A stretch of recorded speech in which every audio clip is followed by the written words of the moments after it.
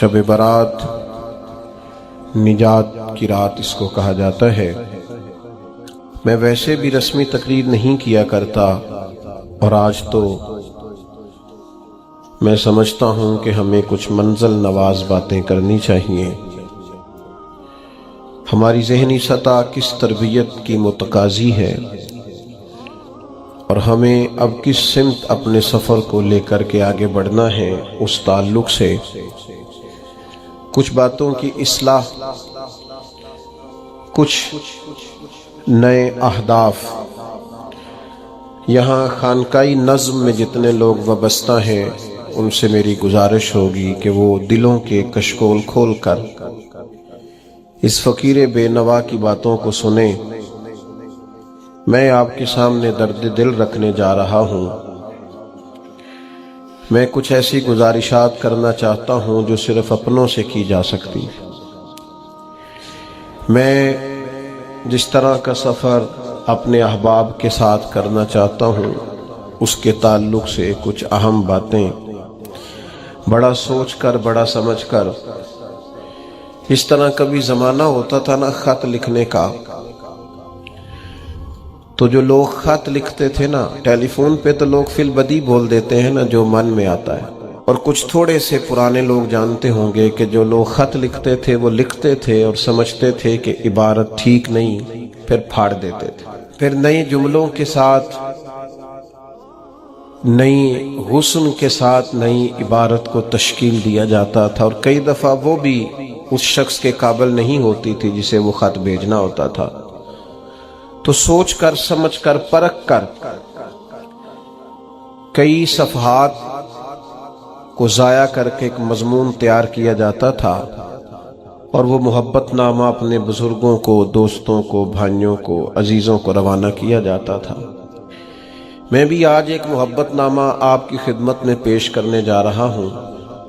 قرآن مجید سے میں نے ایک آیہ کریمہ تلاوت کی ہے۔ اللہ کریم نے فرمایا وَمِنَ النَّاسِ مَن يَشْرِي نَفْسَهُ ابْتِغَاءَ مَرْضَاتِ اللَّهِ، فرمایا کوئی آدمی ہے جو اپنی جان ہی بیچ دیتا ہے، اپنی جان ہی بیچ دیتا ہے۔ کوئی شخص کس رستے میں بیچ دیتا ہے؟ مرضات اللہ، اللہ کی رضا تلاش کرتے ہوئے۔ اس رستے میں اس نے اپنی ساری زندگی بیچ ڈالی، لیکن اس کا مقصود یہ تھا کہ مجھے میرا رب مل جائے، میرے رب کی رضا مل جائے، اللہ اور اس کے رسول کی محبت کا حصول میرے لیے آسان ہو جائے۔ اس رستے میں اس نے جان ہی بیچ دی۔ مالک نے اس آیت میں یہ نہیں فرمایا اسے کیا دوں گا، اجر کیا ملے گا، اس کا ثواب کتنا ہے، جنت کہ کس درجے میں اسے رکھا جائے گا۔ فرمایا کوئی آدمی ہے، کچھ لوگ ہیں جو اپنی جان ہی بیچ دیتے ہیں اللہ کی رضا تلاش کرنے میں۔ تو نتیجہ ایک جملہ صرف بیان کیا، فرمایا واللہ رؤوف بالعباد، اللہ بھی پھر اپنے بندوں پر بڑا ہی مہربان۔ اس جملے نے بات کو اتنا کھول دیا ہے، اتنا واضح کر دیا ہے۔ فرمایا اگر تم نے میری خاطر، نبی پاک صلی اللہ علیہ وسلم نے ارشاد فرمایا جب شعبان کی 15ویں رات آئے تو رات کو بیدار رہا کرو اور صبح کو روزہ رکھا کرو۔ تو جب حضور نے کہہ دیا بیدار رہو تو پھر کسی کو سونا نہیں چاہیے، بیدار رہنا چاہیے۔ اور بیداری کا مطلب یہ نہیں کہ وہ آدمی بس جاگتا رہے، اس کا مطلب یہ ہے کہ وہ اللہ اللہ کرے، درود پاک پڑھے، عبادت کرے، تلاوت کرے، ذکر فکر میں رہے۔ کچھ باتیں اس مقصد کے لیے کہ اس رات اللہ پاک نے اپنی رحمت کے دروازے کھولے ہیں، تو کچھ ایسی بات کی جائے جس سے دل نرم ہو جائے۔ دوستو،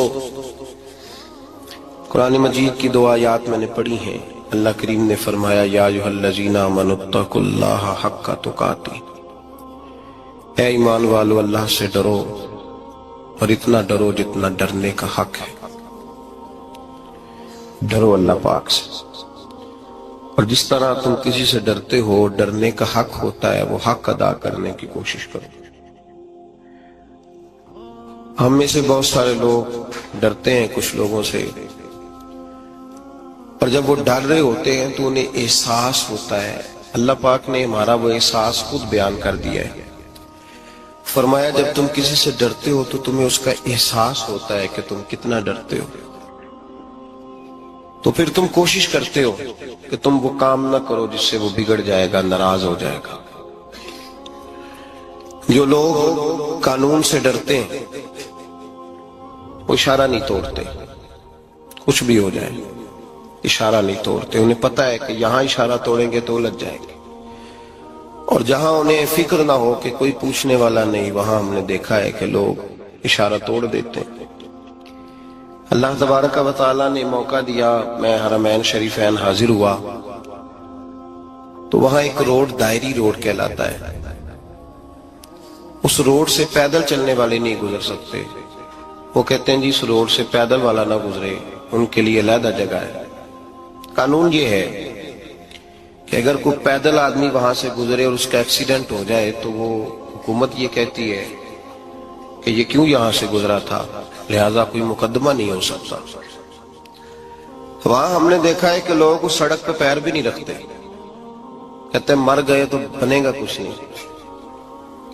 یہاں بھی بہت سارے ایسے معاملات ہوتے ہیں کہ جہاں انسان محسوس کرتا ہے کہ یہ بڑا میرے لیے نقصان ہو جائے گا تو وہ ڈرتا ہے. ایک چھوٹی سی بات ہے کہ رات کو کوئی آدمی اپنا دروازہ کھلا رکھ کے نہیں سوتا، حالانکہ کوئی حرج نہیں، کبھی کھلا رہ بھی جاتا ہے. اور اگر کبھی رہ جائے تو جس کی ذمہ داری بند کرنے کی ہو اس کے ساتھ پھر جو رویہ ہوتا ہے گھر والوں کا، یہ خوف ہے ہمارا اندر کا. تو بڑی شدت کے ساتھ ہم اس شخص کو سخت سست کہتے ہیں، ڈانٹتے ہیں، کہتے ہیں تو نے خیال ہی نہیں کیا، جمع پونجی لٹ جاتی تو یہ خوف ہے، یہ ہمارا اندر کا یہ خوف ہے. آپ بازار میں جائیں تو درجنوں لوگوں نے گن مین بٹھائے ہوئے ہیں، ان کا دل نہیں کرتا کہ اضافی تنخواہ دی جائے. کیا مطلب ہے ایک آدمی کو اضافی پیسے دینے کا؟ لیکن وہاں آدمی بٹھایا جاتا ہے، اس کو تنخواہ دی جاتی ہے، اس کی روٹی کا بندوبست کیا جاتا ہے، اس کے سارے ضروریات زندگی کا خیال رکھا جاتا ہے. اور پس منظر یہ ہوتا ہے کہ ڈر لگتا ہے اگر یہ شخص نہ ہوا تو ہمارے چوری ہو جائے گی. اللہ فرماتے ہیں کہ تو جہاں سے ڈرتا ہے تجھے پتا ہے، تو اس طرح کر کہ مجھ سے بھی اتنا ڈر جتنا ڈرنے کا حق ہے. یہ جھوٹ موٹ کا ڈراوا نہ پیدا کر کے اوہ اللہ معاف کرے جی. اچھا جناب بڑا ڈرتے ہیں آپ اللہ تعالیٰ سے، آپ نے تو کانوں کو ہاتھ لگائے، تو پھر آپ کیا کر رہے ہیں؟ اللہ معاف کرے جی میں تو بات نہیں کرتا، بس 2-4 آدمیوں کی پگڑی اچھالوں گا، اس سے زیادہ نہیں. ڈر لگتا ہے جی بات کرتے ہوئے، 15-20 آدمی بس میرے قابو آئے. یہ کس قسم کا ڈر ہے؟ ڈرنے کا حکم دیا. اور میرے رسول کریم سید عالم صلی اللہ تعالی علیہ وآلہ وسلم نے ارشاد فرمایا کہ تو رب کریم سے دنیا میں ڈر جا اس طرح ڈرنے کا حق ہے. جب قیامت کا دن آئے گا تو اللہ تجھے ڈرائے گا نہیں بلکہ اپنی رحمت کی چھاؤں میں جنت میں داخل کر دے گا. یہاں ڈر. ایک جگہ تو اللہ نے فرمایا ڈرو، اور کچھ جگہوں پہ فرمایا کہ جو میرے علم والے بندے ہیں نا، جن کو میں نے علم دیا ہے، عالم ہے، ان کے بارے میں فرمایا کہ ان کے دلوں میں میری خشیت ہے. انما یخشی اللہ من عبادہ العلماء، اللہ کے بندوں میں سے جو علم والے ہیں وہ اللہ کی خشیت رکھتے. قرآن نے ایک جگہ کہا ڈرو، خوف کا لفظ بھی استعمال کیا، وَلِمَنْ خَافَ مَقَامَ رَبِّهِ جَنَّتَانِ. خوف بھی ہے اور خشیت بھی ہے. ان دونوں کا معنی ایک ہی ہے، ڈرنا. خوف کا معنی بھی اور خشیت کا معنی بھی، ڈرنا. جب آپ علماء لغت کو پڑھیں گے، عربی ادب کو جاننے والے لوگوں کا مطالعہ کریں گے تو انہوں نے یہی لکھا ہے کہ ان دونوں کا معنی ڈرنا ہے. میری طرف دیکھیے، توجہ کریں، کچھ سمجھانے لگا ہوں، اس نقطے کو ضرور سمجھیے گا. خشیت کا معنی بھی ڈرنا ہے، خوف کا معنی بھی. لیکن جب صوفیاء کے پاس جائیں نا، صوفیاء جو قرآن و سنت کی روح کی تفسیر کرنے والے ہیں، تو وہ کہتے ہیں نہیں، خشیت اور خوف میں فرق ہے. خوف اور ہوتا ہے، خشیت صوفیاء اس کی تفسیر اور کرتے ہیں. وہ کہتے ہیں خوف بھی ہوتا ہے اور خشیت بھی ہوتی ہے، الگ الگ چیزیں ہیں، ایک نہیں۔ بڑی خوبصورت بات ہے، اگر آپ سمجھ گئے تو آپ کو فائدہ دے گی۔ صوفیاء یہ کہتے ہیں کہ بھائی خوف ہوتا ہے اپنے گناہوں کا، کہ میں نے یہ گناہ کیے ہیں، اگر اللہ نے مجھ سے پوچھا تو مجھے بڑا خوف آتا ہے، مار پڑے گی، یہ خوف ہے۔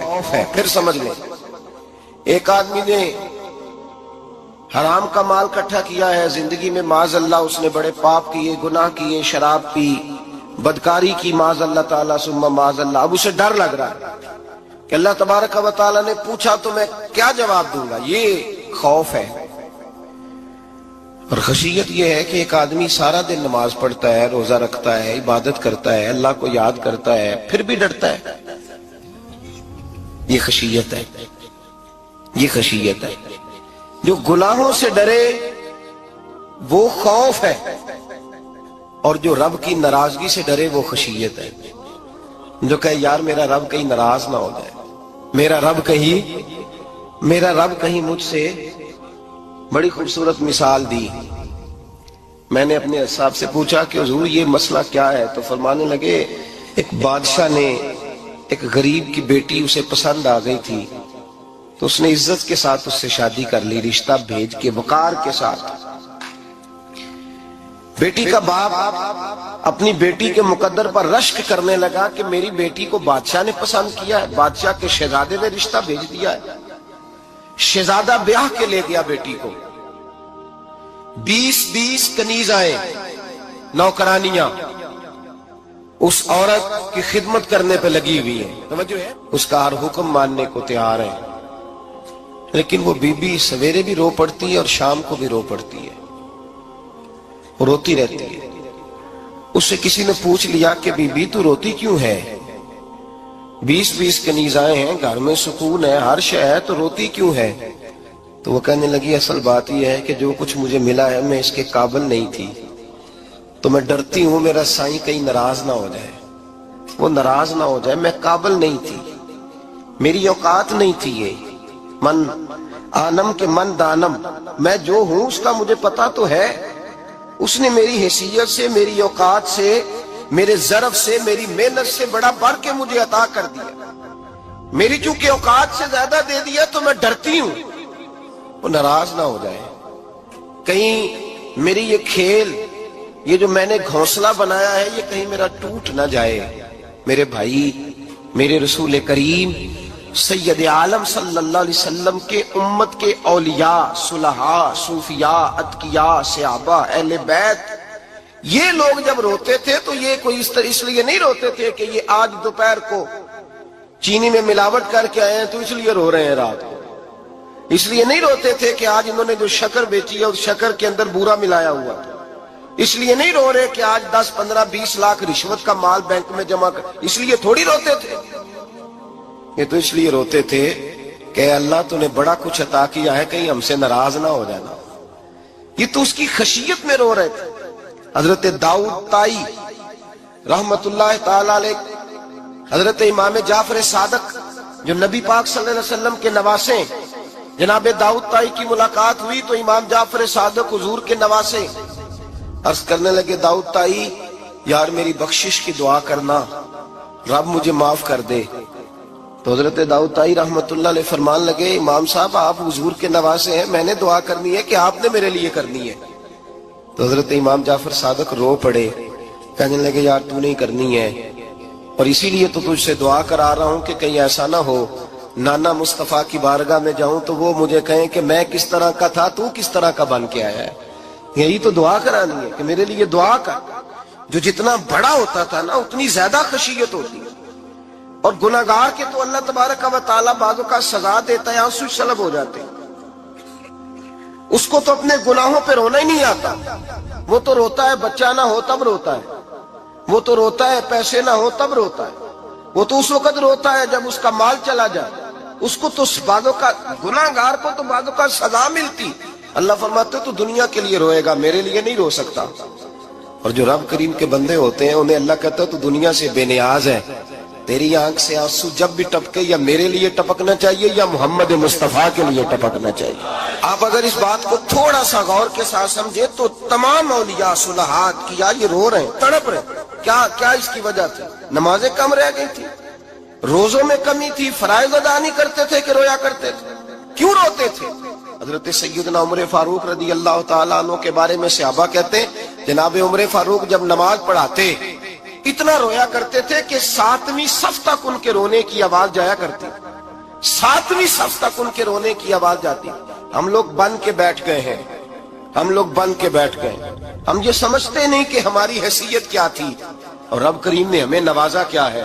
آپ پڑھیے کتابیں, میرے رسول پاک صلی اللہ علیہ وسلم فرماتے ہیں میرا عمر جس گلی سے گزرے شیطان رستہ بدل جاتا ہے. نبی پاک فرماتے ہیں میرا عمر جب تک دنیا میں رہے گا دوزخ کو تالا لگا رہے گا. اس صاحب اسد الغابہ نے لکھا ہے نبی پاک صلی اللہ علیہ وسلم نے حضرت جبریل امین کو بلایا, فرمایا چل میرے عمر کی شان بیان کر. تو حضرت جبریل امین علیہ السلام کرنے لگے یا رسول اللہ صلی اللہ علیہ وسلم 950 سال اگر اللہ مجھے عمر دے, 950 سال رب عمر دے اور پھر بھی میں عمر فاروق کے فضائل بیان کروں تو میں نہیں کر سکتا. عمر کی شان میں نہیں بیان کر سکتا. 950 سال بھی اگر میری عمر ہو. نبی پاک نے فرمایا پھر میرے ابو بکر کے بارے میں, عرض کی یا رسول اللہ ابو بکر کی تو بات اس سے بہت آگے کی ہے نا. وہ نبی پاک کتنی عظمت بیان کر رہے ہیں, کس قدر زیادہ رسول کریم صلی اللہ تعالی علیہ وآلہ وسلم ان کی عظمت بیان کرتے ہیں. حضرت عمر کیا کہتے ہیں, وہ لوگوں کو بتاتے پھرتے ہیں کہ تم نے دیکھا ہے نا میری کتنی عظمت ہے. وہ یہ نہیں کہتے. حضور فرماتے ہیں عمر کی بڑی شان, بڑی شان, بڑی شان. اور عمر کے پاس جب بھی کوئی جاتا ہے کہتے عمر آپ کا کیا مقام ہے؟ تو عمر فرماتے ہیں میں تو اونٹ چرانے والے کا بیٹا ہوں, میں تو اونٹ چرانے والے کا بیٹا ہوں, میں تو اونٹ چرایا کرتا تھا, میں تو 10 اونٹ نہیں سنبھال سکتا. حضرت فاروق اعظم رضی اللہ تعالیٰ عنہ سے کو پوچھتے جناب عمر آپ کا کیا حال ہے؟ تو آپ فرماتے ہیں یہ تو میرے مقدر ہے کہ میری بہن نے قرآن سنایا تو میں در رسول تک پہنچ گیا, ورنہ مجھے پوچھنے والا کوئی نہ ہوتا.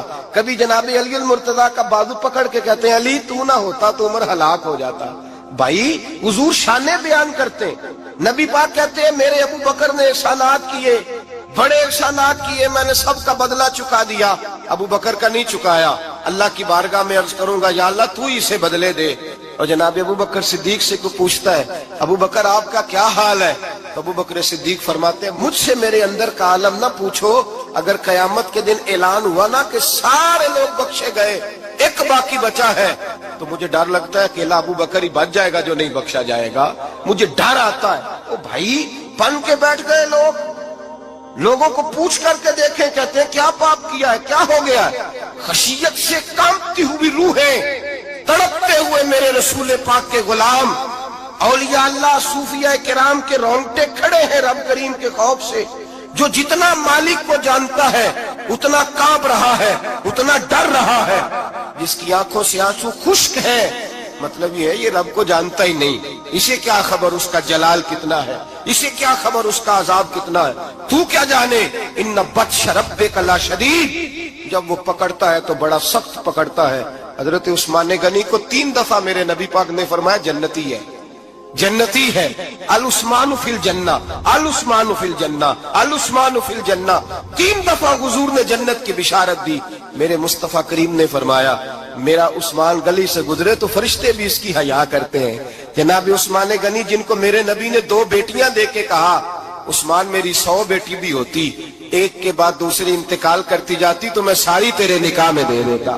وہی حضرت عثمان غنی قبر پہ کھڑے ہیں حضور کے وصال کے بعد, ایک قبر پہ کھڑے, آنکھوں سے آنسو جاری ہے, داڑھی ساری آنسوؤں سے بھر گئی ہے, روتے ہی جاتے ہیں, روتے ہی جاتے ہیں. غلام کہتا عثمان یار رونا ہمیں چاہیے, رونا ہمیں چاہیے جن کو کوئی بشارت نہیں اور آپ کو تو 3 بشارتیں, روتے کیوں ہو؟ جناب عثمان غنی فرمانے لگے جس مصطفیٰ نے مجھے جنت کی بشارت دی اسی رسول نے فرمایا تھا قبر آخرت کی منزلوں میں سے پہلی منزل ہے, آخرت کی منزلوں میں سے پہلی منزل. سوچتا ہوں اگر رب کریم نے عثمان سے حساب پوچھ لیا حساب کیسے دینا ہے میرے مصطفیٰ کریم نے. یہ تو بات ہے نا جناب عمر کی, یہ تو بات ہے حضرت عمر کی, حضرت ابو بکر کی, جناب عثمان غنی کی. اور جس شیر خدا کے بارے میں نبی پاک نے فرمایا علی منی وانا من علی, فرمایا علی اور میں دو نہیں، میں علی ہوں اور علی میں ہے. جن کو فرمایا من کنت مولا وہذا علی مولا، جس کا میں مولا اس کا علی بھی، جس مولا علی شیر خدا کو یہ درجہ دیا. ولی المرتضی اٹھے ہیں، نماز کا وضو کیا ہے، مصلی کی جانب جانے لگے تو جناب علی کا وجود تھر تھر کانپنے لگا، تھر تھر چھم چھم آنسو برسنے لگے. حضرت سیدنا امام حسن آگے بڑھے، ابا جی کیا ہوا؟ فرمایا حسن ڈر رہا ہوں، مالک کی بارگاہ میں جا رہا ہوں، کہیں رب علی کو دھتکار ہی نہ دے، کہیں مالک علی سے حساب ہی نہ پوچھ لے، کہیں اللہ تبارک و تعالیٰ ناراضگی کی نظر سے نہ دیکھے. او بھائی، ہم لوگ اتنے دلیر، اتنے تگڑے، اتنے سیاہ، اتنے عقل مند، اتنے گناہوں کے پیچھے پہاڑ ہیں، لیکن مجال ہے کوئی ایک قطرہ وہ آنسو جو ہم نے سنبھال کے رکھے ہیں دنیا داری پہ بہانے کے لیے. کبھی اپنا حساب کر، کبھی سوچ. روز شکوہ کرتا ہے، کہتا ہے میرے پاس پیسے نہیں، گاڑی نہیں، کار نہیں، کوٹھی نہیں، سرمایہ نہیں. کبھی سوچ جو کچھ ہے اگر رب کریم میرے اور آپ کے اعمال دیکھے تو ہماری حیثیت ہے کہ وہ سارا کچھ ہمیں دیا جاتا، ہماری اوقات تھی کہ وہ ہمیں دیا جاتا جو اس نے دیا ہے. ٹٹول کے دیکھیں، عمر گزر گئی شکوے کرتے، ذرا پلٹ کے دیکھیں. اگر ہمارے گناہ اور ہماری نیکیاں اکٹھی کی جائیں تو ہم جزا والے نہیں سزا والے نکلتے ہیں معاذ اللہ. مامور غزنوی بڑا پیار کرتے تھے ایاز کے ساتھ، بڑا پیار کرتے تھے، نوازا کرتے تھے. روز کوئی نہ کوئی تحفہ ملتا تھا ایاز کو. کچھ حسد کرنے والوں نے کہا محمود تو اسے تحفے دیتا ہے اور یہ جنگل میں اسلحہ اکٹھا کر رہا ہے، یہ تیرے خلاف علیحدہ سے فوج تیار کر رہا ہے، کچھ وقت آئے گا یہ تجھے چھوڑ کے علیحدہ سے بادشاہی کا دعویٰ کر دے گا. مامور غزنوی کہنے لگے یہ کس طرح کی بات؟ کہا تمہیں پتہ ہے کہ ایاز عصر سے لے کر عشاء تک کہاں رہتا ہے؟ محمود کہنے لگے یار واقعی میں نے کبھی پوچھا تو نہیں. شک کا بیج بو دیا، شک کا بیج بو دیا. مامور غزنوی کہنے لگے اچھا آج میں پیچھا کروں گا، تفتیش کروں گا، تحقیق کروں گا کہاں جاتا ہے، تحقیق کروں گا. مامور غزنوی نکلے پیچھا کرنے. عصر کے بعد ایاز نے جنگل کا رخ کیا، محمود بھی پیچھے پیچھے ہو لیے. کہتے ہیں جنگل کے بیچ جا کے ایک جھونپڑی آئی، اس جھونپڑی کے اندر ایاز گئے، دروازہ کھولا، اندر چلے گئے. مجھے بڑا غصہ تھا کہ ہر بات مجھے بتاتا ہے، یہ کیوں نہیں بتائی؟ جب ایاز اندر گئے تو میں نے زور زور سے دروازہ کھٹکھٹایا غصے کے ساتھ. ایاز نے دروازہ کھولا، باہر آئے. میں نے کہا پیچھے ہٹ. ایاز پیچھے ہٹے تو میں اندر چلا گیا. محمود کہتے ہیں جب میں اندر گیا تو میں نے اس جھونپڑی میں ایک پرانا کرتا لٹکا ہوا دیکھا، ایک ٹوٹے ہوئے جوتے پڑے ہوئے دیکھے، ایک چھوٹا سا ڈنڈا دیکھا، ایک مٹکا، ایک پیالہ دیکھا. میں نے ساری تلاشی لی تو چند ٹوٹی پھوٹی پرانی چیزیں. میں نے کہا ایاز یہ کیا ہے؟ تو کہتے ہیں ایاز کہنے لگا بادشاہ ٹٹول کے دیکھ لے، یہی کچھ ہے جو تو نے دیکھا. میں نے کہا یہ ہے کیا؟ کہتے ہیں ایاز پیروں میں بیٹھ گیا، تڑپ کے رونے لگا. کہنے لگا بادشاہ یہ میری اوقات ہے، یہ میری اوقات ہے، یہ میری اوقات ہے، یہ میری اوقات ہے. کہا کیا مطلب؟ کہنے لگے جس دن تیرے پاس آیا تھا نا تو یہ میری کائنات تھی کل. آج تیری مہربانیوں نے مجھے یہاں تک پہنچا دیا ہے. میں جو تیرا غدار نہیں نہ ہوتا، میں جو تیری نافرمانی نہیں کرتا، اس لیے نہیں کرتا کہ میں ہر شام آ کے اپنی اوقات یاد کرتا ہوں اور پھر مجھے روز رات کو میرا نفس کہتا ہے اس کا وفادار رہنا، اس کا وفادار رہنا. تو اس حال میں تھا جب آیا تھا، اگر یہ بگڑ گیا تو پھر تجھے اپنی اوقات کا پتہ ہے نا. محمود غزنوی نے سینے سے لگایا. کہنے لگے آج تک تو بچا بھی اس لیے ہے کہ تو اپنی اوقات نہیں بھولا. ملا رومی کہتا ہے اپنی اوقات یاد رکھ تو کیا تھا. تجھے ایک رات سونے نہ دے تو اپنی ٹانگوں پہ کھڑا نہیں ہو سکتا. تیری وہ آنکھ لے جائے تو کچھ نہیں کر سکتا. وہ تجھے معذور کر دے تو کچھ نہیں کر سکتا. 30 سال کے اونچے 7 فٹ قد کے جوان اس نے فالج زدہ کر کے ہسپتالوں میں ڈال دیے، وہ کچھ نہ کر سکے. بڑے بڑے پہلوان جو کہتے تھے کہ ہم اٹھے تو دنیا اٹھتی ہے، اس نے پھینک دیے من و مٹی کے نیچے، کچھ نہ کر سکے. اپنی حیثیت نہ بھول. میرے رسول کریم سید عالم صلی اللہ علیہ وسلم نے فرمایا 2 باتوں میں لوگ دھوکے میں ہیں. دھوکے میں ہے، دھوکے میں ہے، دھوکے میں۔ یا رسول اللہ کون سی؟ فرمایا جو صحت مند ہے وہ دھوکے میں ہے، وہ سمجھتا ہے میں کبھی بیمار ہی نہیں ہوں گا، مجھے روز اسی طرح نیند آئے گی جس طرح اب آتی ہے، میں روز اسی طرح اٹھوں گا جیسے اب اٹھتا ہوں، میں اتنا ہی لمبا چوڑا رہوں گا جس طرح آج ہوں، میرا حسن اسی طرح قائم رہے گا جیسے آج ہے۔ تو دھوکے میں ہے، دھوکے میں۔ بڑے بڑے آئے اور بڑے بڑے مٹی کا ڈھیر ہو گئے، فنا ہو گئے، کل من علیہ فان، فنا ہو گئے، کوئی پوچھنے والا نہ رہا۔ اور میرے رسول پاک نے فرمایا جو فارغ ہے، جن کو رب نے اپنی عبادت کے لیے فارغ کیا، اپنے دین کی نوکری کے لیے فارغ، وہ بھی دھوکے میں ہیں، وقت ضائع کر رہے ہیں، چوک اور چوراہے میں کھڑے ہیں۔ میرے بھائی جب اپنی حیثیت انسان بھولتا ہے، حیثیت بھولتا ہے، پھر وہ شکوہ کرتا ہے، جب اپنی اوقات بھولتا ہے پھر شکوہ کرتا ہے، جب وہ بھول جاتا ہے کہ میں کیا تھا پھر وہ شکوہ کرتا ہے۔ حضرت سیدنا امام احمد رحمۃ اللہ علیہ بازار میں کھڑے تھے تو بادشاہ کا بیٹا گزرا، اکڑ کے گزرا، آپ نے بازو پکڑ کے کھینچا اور میں جا کے اپنی ماں سے پوچھ اور اپنے باپ سے پوچھ تیری اوقات کیا ہے، اکڑ کے چلتا ہے، جا پوچھ ان سے تیری حیثیت کیا ہے۔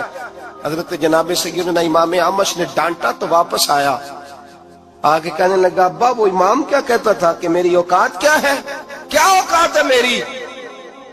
تو باپ اور ماں دونوں گھورنے لگے، کہنے لگے بیٹے ہمارے پاس دولت بھی تھی، گھر بھی تھا، مکان بھی تھا، جائیدادیں بھی تھی، بادشاہت بھی تھی، پر ہم دنیا کے دروازوں سے بھیک مانگ مانگ کے تھک گئے تھے۔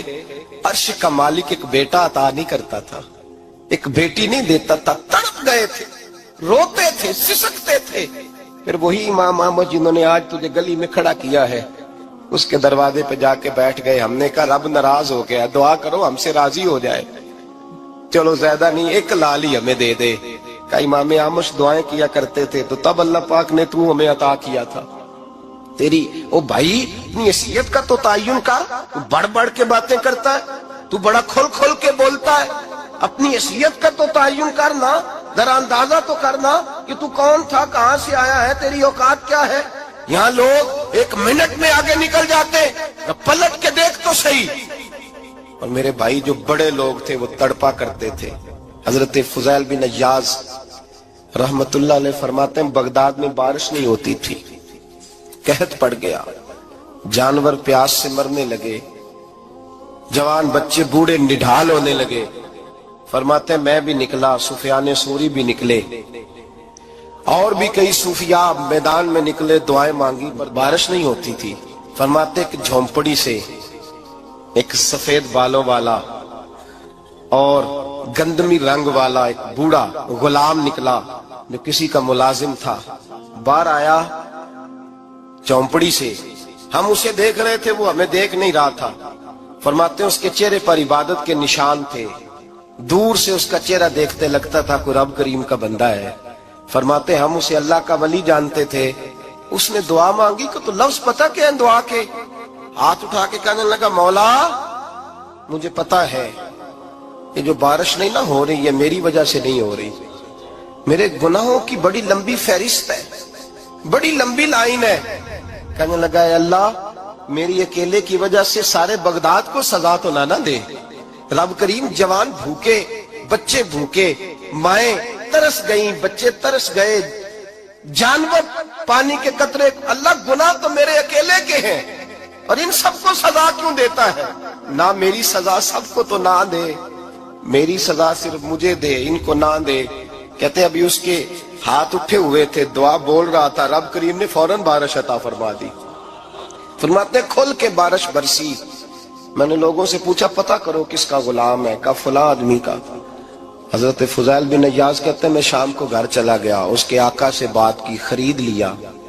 میں جب اس کو خرید کے لایا گلی میں جا رہے تھے تو مجھے کھڑا کر کے کہنے لگا فضیل میں نکما سا آدمی ہوں، بال بھی سفید ہے، مجھ سے تو زیادہ کام ہی نہیں ہوتا، کیوں تو نے پیسے خرچ کیے، میں اس قابل ہی نہیں تھا، کیوں خریدا؟ تو حضرت فضیل ابن عیاض کہتے ہیں میں نے اس کو کہا کل جو تو نے دعا مانگی تھی تو نہیں دیکھ رہا تھا، ہم دیکھ رہے تھے، تو مقبول ہے رب کریم کی بارگاہ کا، تجھے اس لیے خرید کے لایا ہوں، تو مقبول ہے۔ کہتے ہیں یہ لفظ سنے تو ٹھہر گئے، وہ کہنے لگے اچھا آقا مجھے 5 منٹ کا وقت ملے گا؟ میں نے کہا ہاں ہاں ضرور ملے گا. کہتے انہوں نے وہیں نماز کی نیت باندھ لی, 2 رکعتیں پڑھی اور 2 رکعتیں پڑھ کے ہاتھ اٹھائے, کہنے لگے مولا تیرا اور میرا راز تھا, تو نے راز کیوں کھولا؟ اللہ مسترنا بستری کل جمیل, یا اللہ تیرے پاس پیارے پیارے پردے ہیں, ایک پردہ مجھے عطا کر دے, مجھے اپنا رکھ, مجھے لوگوں کے سامنے میرے پردے نہ کھول. آپ فرماتے ہیں یہ کہہ کہ وہ زمین پہ بیٹھے کلمہ شہادت پڑھا, ان کی روح پرواز کر گئی. میرے بھائی جو زیادہ پرہیزگار تھے, تو بڑے رب کریم کے بندے تھے, ان کے تو آنسو خشک ہی نہیں ہوتے, وہ تو تڑپا کرتے, صبح شامیں ان کی روح کے گزرتے تھے, اور رب کریم کی ناراضگی سے ڈرتے تھے. وہ کہتے تھے مالک کہیں ناراض نہ ہو جائے, کہیں بگڑ نہ جائے. میرے رسول کریم صلی اللہ علیہ وسلم کے صحابی کہتے ہیں ایک جنگ سے خوشخبری آئی, تو جو خوشخبری لانے والے تھے وہ حضرت عمر فاروق رضی اللہ تعالیٰ عنہ کے پاس پہنچے خوشخبری دینے. حضرت عمر رضی اللہ تعالیٰ عنہ کھڑے تھے, صحابی نے آ کے کہا عمر مبارک ہو. جناب عمر کچھ لوگوں سے گفتگو کر رہے تھے, بات چیت جاری تھی, کہا مبارک ہو فتح ہو گئی. حضرت عمر کہنے لگے ٹھہر تو جا, اس سے تو بات کر لینے دے جس سے کر رہا ہوں. جب کہنا ٹھہر تو جا, تو جو پیچھے کھڑے تھے وہ شرمندہ ہو گئے. اتنی سی بات ہے نا, چودھری تو بندہ بنتا ہی تب ہے جب 5-10 کی ایک دن کے اندر بےزتی کر لے. پڑھا لکھا تو بنتا ہی تب ہے جو 10-15 کو جاہل کہہ لے. تو بڑا تو بنتا ہی تب ہے جو 5-6 کو نیچا دکھا لے. تو یہ ہماری ڈگریوں کا تو مزاج ہی بڑا مختلف ہے. ہم تو اعزاز والے ہوتے ہی تب ہیں جب کچھ چھوٹا ہوگا تو ہم بڑے ہوں گے نا. ہم تو چاہتے ہیں ہمیں کچھ چھوٹا ملے, کسی کو چھوٹا کر کے اس کے قد پہ سوار ہو کے بڑا ہونا چاہتے ہیں. اتنی سی بات تھی کہ ٹھہر جانا یار, پہلے اس کی تو سن لینے دے. وہ شرمندہ ہو گئے صاحب. جب وہ شرمندہ ہوئے تو سیدنا فاروق اعظم دوڑے گئے. صحابہ کہتے ہیں گارا تھا, کیچڑ تھا, اس گارے میں سر رکھا, سجدہ کرنے لگے, اٹھے, کہنے لگے مولا اپنے عمر سے ناراض نہ ہو جانا, یہ کل تک اونٹ چرایا کرتا تھا, آج تیری مخلوق کو شرمندہ کرنے لگ گیا ہے, یہ اپنی حیثیت ہی بھول گیا, اسے خبر ہی نہیں کہ یہ کیا تھا, یہ آج تیری مخلوق کو شرمندہ کرتا ہے. اللہ اپنے عمر سے ناراض نہ ہو جانا. وہ شخص کہتے ہیں پیچھے آ کے کھڑا رو رہا ہوں. میں نے کہا عمر کیا کر رہے ہو؟ فرمایا نہیں یار میں نے تجھے شرمندہ کیا ہے, یہ میں بھول گیا تھا کہ میں کیا ہوں. بھائی اپنی حیثیت کا تعین کریں, آؤ آج اپنی حیثیت کا تعین کریں. اللہ کے بندے اپنے مالک سے بڑا پیار کرتے ہیں, اپنے رب کے ساتھ ان کا رشتہ بڑا محبتوں والا ہے. یہ تو ہو گئی اللہ تعالیٰ کی محبت. پھر نبی پاک صلی اللہ تعالی علیہ وسلم نے ارشاد فرمایا کہ تم میں سے کوئی شخص اتنی دیر تک مسلمان نہیں ہو سکتا, مومن نہیں ہو سکتا, جب تک وہ اپنے ماں باپ سے, اپنی اولاد سے اور تمام لوگوں سے بڑھ کر مجھ سے پیار نہ کرے. تو اللہ سے بھی محبت کرنی ہے اور ہر چیز سے بڑھ کر نبی پاک صلی اللہ تعالی علیہ وسلم سے بھی پیار کرنا. گویا اللہ اور اس کے رسول صلی اللہ علیہ وسلم کی محبت کامل ہوگی تو پھر ہی ایمان مکمل ہوگا, پھر ہی انسان کو ذائقہ اور لطف اور شوق نصیب ہوگا. میرے عزیز یاد رکھیے گا, انسان کو اللہ تعالیٰ نے جب دل دیا ہوتا ہے اور اس کے سینے کے اندر دھڑکنیں رکھی ہوتی ہیں تو کوئی نہ کوئی محبت تو وہ کرتا ہی ہے. بعض لوگوں کو دولت سے پیار ہو جاتا ہے, صبح و شام اپنے لاکھ کو دو کو 4 کرنے کے چکر میں پڑے رہے. کچھ لوگوں کو اقتدار سے, کرسی سے, حکومت سے محبت ہو جاتی ہے. وہ بیچارے کہیں نیکی کا کام کرنے بھی جائیں, وہ بیچارے کہیں جنازہ پڑھنے بھی جائیں, کچھ بھی کرنے چاہیں تو نقطہ نظر سیاست رہتی. کچھ لوگوں کو شہرت سے بہت پیار ہو جاتا ہے. وہ ہر وقت چاہتے ہیں ان کی تعریفیں ہوں، ان کے دل میں یہ خواہش مچلنے لگتی ہے کہ ہر وقت کوئی نہ کوئی ان کے گن گاتا رہے، ہر وقت کوئی نہ کوئی کسی نہ کسی جملے سے انہیں یاد کرتا رہے۔ یہ شہرت کی محبت، دولت کی محبت، اقتدار کی محبت، یہ انسان کے باطن کو اجاڑ دیتی ہے۔ اس کے جو روحانی معاملات ہوتے ہیں وہ سارے خراب ہو جاتے ہیں، کوئی کام بھی اللہ کی رضا کے لیے نہیں کر پاتا، ہر وقت اس شوق میں لگے رہنا کہ میں کوئی بھی کام خیر کا کروں تو اس میں میری تعریف ہو، میری ستائش ہو، میرے لیے یہ جملے کہے جائیں کہ میں بڑا عظیم آدمی ہوں، میں بڑی خدمات سر انجام دیتا ہوں۔ اور آج کل تو نچلی سطح سے لے کر اوپر تک یہی حال ہے کہ لوگ کام کرنے کے لیے نہیں کرتے، کام دکھانے کے لیے کرتے۔ اس کے نتائج یہ ہے کہ جو روحانی زندگی ہے نا، بندہ عبادت کرے، خدمت کرے، کوئی ڈیوٹی کرے تو اپنے رب کے قریب چلا جائے۔ وہ بعض لوگ نیکی کا کام کر کے بھی وہ روحانیت نہیں حاصل کر پاتے۔ اس پر اللہ کے پیارے حبیب صلی اللہ تعالی علیہ وسلم کا ایک فرمان سمجھنے کے لیے اور سیکھنے کے لیے بڑا اہم ہے۔ کریم فرماتے ہیں کہ دو بھوکے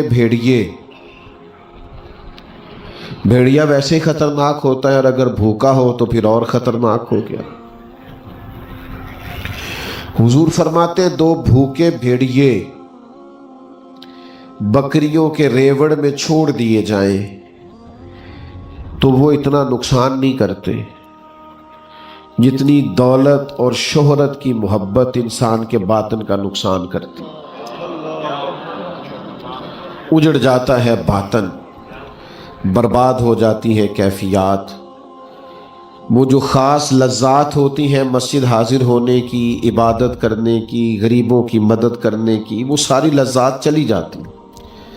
وہ دکھانا، سکھانا، سنانا، فیس بک پہ ڈالنا، انہی چکروں میں الجھ کر لوگ اپنی روحانی زندگی کو ضائع کر بیٹھتے۔ اور اس پر پھر ایک بڑی مضبوط حدیث بخاری مسلم میں اس طرح بھی موجود ہے کہ حضور علیہ الصلاۃ والسلام نے فرمایا قیامت والے دن اللہ کے حضور ایک شخص کو کھڑا کیا جائے گا جس نے سخاوت بڑی کی ہوگی، لاکھوں کروڑوں اللہ کی راہ میں بظاہر خرچ کیے ہوں گے، تو اللہ فرمائے گا یہ میں نے دولت دی تھی تو کیا کیا؟ مالک میں نے تیرے رستے میں خرچ کیا۔ تو اللہ تو دلوں کے حال جاننے والا ہے۔ کریم فرمائے گا وہ تو تو نے اس لیے کی تھی کہ لوگ کہیں بڑا سخی ہے، تو کہا نہیں لوگوں نے تیری شہرت ہو نہیں گئی، وہ لائکس، وہ کومنٹس، وہ بلے بلے، وہ سب تو نے دیکھ لی۔ فرشتوں کو حکم ہوگا اسے پکڑو اور دوزخ میں ڈال دو۔ پھر ایک شخص کو کھڑا کیا جائے گا جو شہید ہوا ہے، جان ہی دے دی اللہ کے راستے، لوگوں کو کے سامنے اس کا جو نام درج ہے وہ ایک شہید کے طور پر درج ہے۔ لیکن کریم فرماتے ہیں، رب فرمائے گا میں نے طاقت دی تھی، فن حرب و ضرب میں کمال دیا تھا، میدان میں کھڑے ہونا لڑنا تمہیں آتا تھا، کیا کیا؟ عرض کرے گا مالک میں میدان میں نکلا، میں نے تیری راہ میں جد و جہد کی، میں نے بڑی جانفشانی کے ساتھ لڑائی کی، یہاں تک کہ مجھے شہادت ملی۔ تو اللہ تعالیٰ ارشاد فرمائے گا کہ وہ تو نے اس لیے کیا تھا کہ تجھے لوگ شہید کہیں۔ شوق نہیں ہوتا لوگوں کو کہ میرے نام پہ محلہ آ جائے، میرے نام پہ گلی بن جائے، میرا ذکر ہو جائے، میرا تعارف ہو جائے، وہ تو اس لیے تو نے کیا تھا۔ تو وہ تو کہا لوگوں نے، کئی جگہ تیرے نعرے لگے، فرشتوں اسے پکڑو دوزخ میں پھینک دو۔ اور سنو نا یار، کریم فرماتے عالم قاری اللہ کے حضور کھڑا ہے، تو مالک نے فرمایا کہ تمہیں میں نے کتاب پاک کو پڑھنے کی، پڑھانے کی، سکھانے کی صلاحیت سے نوازا تھا تو کیا کیا مالک؟ میں نے ساری عمر پڑھایا۔ تو اللہ فرمائے گا وہ تو اس لیے کہ لوگ کہیں کیا بات ہے حضرت کی، تو لوگوں نے کہا نہیں، وہ تو بات ہو گئی تھی، اسے پکڑو اور دوزخ میں ڈال دو۔ تو دل میں محبت تو کوئی نہ کوئی ہوگی۔ اگر دنیا داری کی، شہرت کی، اقتدار کی، چاہا جانے کی محبتیں اپنے دلوں میں پیدا کریں گے، نتیجہ یہ نکلے گا کہ سارے کام بیکار چلے جائیں گے، بے معنی، بے مقصد، اور باوجود اس کے کہ محنت کی لا حاصل ہو جائے گا سارا کچھ۔ کرے کیا؟ جب سینے میں کوئی نہ کوئی محبت رہنی ہی ہے تو کیوں نہ اللہ کے پیارے محبوب کی محبت پیدا کرے۔ سرور کائنات صلی اللہ تعالی علیہ وسلم سے پیار کریں، حضور کی محبت کو اپنے دل میں جگہ دیں، نبی پاک صلی اللہ تعالی علیہ وسلم کے پیار کو اپنی آنکھوں میں بسائیں۔ بیٹا یہ لائٹیں آنکھوں میں پڑتی ہیں، یہ بند کر دیں آپ لوگ، موبائلوں کی لائٹیں آپ بھی بند کر دیں پیارے بھائی، لائٹ بند کر دیں بس۔ تو جو عرض کرنے جا رہا ہوں اس پر آپ غور فرمائیں گے۔ حضور سے پیار کرنا، نبی پاک علیہ الصلوۃ والسلام نے فرمایا اگر تم چاہتے ہو نا تمہیں ایمان کا ذائقہ نصیب ہو، یعنی مومن ہونے کا تمہیں مزہ آئے، ایک ہے مومن ہونا، ایک ہے ایمان کا ذائقہ ملنا۔ کریم فرماتے ہیں اگر تم چاہتے ہو تمہیں ایمان کا ذائقہ ملے تو 3 کام کرو۔ ایک تو ہر چیز سے بڑھ کر اللہ اور اس کے رسول سے پیار کرو، اور اس کا زبانی صرف دعویٰ نہیں کرنا چاہیے، اس کا خالی نعرہ نہیں لگانا چاہیے۔ یہ پتہ چل جاتا ہے، بندے کو خود پتہ ہوتا ہے مجھے ہر چیز سے بڑھ کے اللہ رسول سے پیار ہے کہ نہیں، پتہ چل جاتا ہے۔ فجر کی اذان ہو گئی، آنکھ کھل گئی، پتہ چل گیا نماز کا ٹائم ہے۔ اب جو سویا رہا اسے نیند سے پیار ہے، اور جو اٹھ گیا اسے رب رسول سے پیار ہے۔ ورنہ کھلی ہوئی آنکھ سے بھی تو مسجد نہیں آیا۔ وہ اقبال کہتے ہیں نا جواب شکوہ میں کہ کس قدر تم پہ گراں صبح کی بیداری ہے، ہم سے کب پیار ہے نیند تمہیں پیاری ہے۔ تو صبح اٹھ جائے گا تو پتہ چل جائے گا کس سے زیادہ پیار ہے، سمجھ میں آ جائے گی بات۔ حلال حرام کی جب تمیز کرنے لگے گا، اس کو لاکھوں کروڑوں مل سکتے تھے، ناجائز طریقے سے بہت کچھ یہ اخذ کر سکتا تھا، لیکن اس نے چھوڑ دیا، کہا نہیں مجھے لاکھوں کروڑوں سے پیار نہیں، پیار مجھے رب رسول کی شریعت کے ساتھ۔ تو سمجھ آ جائے گی کس سے زیادہ پیار ہے۔ تو بات کو سمجھیے گا، حضور فرماتے ہیں اگر چاہتے ہو ایمان کا ذائقہ نصیب ہو تو ہر چیز سے بڑھ کر اللہ رسول سے پیار کرو، اور پھر فرمایا جس سے بھی پیار کرو اللہ کی رضا کے لیے کرو، جس سے بھی پیار کرو۔ یہ ذاتی لالچ، یہ تعلقات اس لیے کہ میرا مسئلہ حل ہو جائے، میرے کام آ جائے۔ ظاہر ہے اب گرمی زیادہ لگ رہی ہے آپ کو، میں پہلے ہی تھوڑی تقریر کیا کرتا ہوں، اب اور تھوڑی ہو جائے گی۔ آپ اگر زیادہ گرمی مجھے دکھائیں گے، میں دیکھ رہا ہوں پسینے کافی آپ کو آ گئے، تو میں بس جلدی سے اپنی بات کو سمیٹ دوں گا، آپ پریشان نہ ہو لو۔ چل گئی ماشاءاللہ، پنکھا بھی چل گئی۔ آپ تھوڑی توجہ کریں، میں ویسے بھی تھوڑی تقریری کیا کرتا ہوں، عادی تھوڑا بیان کرنے کا ہوں، اس لیے کہ کوشش ہوتی ہے کہ کوئی لفظ ادھر ادھر کر کے وقت ضائع نہ کیا جائے، جو کیا جائے ٹو دی پوائنٹ ہی کیا جائے۔ تو آپ تھوڑا سا توجہ کریں، چند ایک باتیں آپ سے ہو جائیں۔ حضور نے فرمایا اگر چاہتے ہو ایمان کا ذائقہ ملے تو پھر جس سے بھی پیار کرو اللہ کی، اور دوسرا کریم فرمانے لگے ایمان لانے کے بعد کفر کی طرف جانا تمہیں اتنا ناپسند ہو جتنا انسان کو آگ میں جانا ناپسند ہو۔ اگر یہ 3 چیزیں تم اپنے اندر پیدا کرنے میں کامیاب ہو گئے تو تمہیں ایمان کا ذائقہ نصیب ہوگا، تمہیں ایمان کی لذت نصیب ہوگی۔ نبی کریم سے محبت کریں، حضور کی نعت پاک سے دلچسپی پیدا کریں، حضور کا ذکر پاک سنا کریں، ذکر پاک کیا کریں، نبی پاک کی بتائی ہوئی تعلیمات کے مطابق اپنی طبیعت کو مائل اور قائل کریں हुजूर सैयद आलम अलैहिस्सलाम के उसवा नूर के मुताबिक अपने शब व रोज़ को ढालने की कोशिश करें। सुन्नत और शरीयत का पास और लिहाज फरमाएं। आप अपनी सारी दिलचस्पियों का रुख हुजूर की तरफ करें।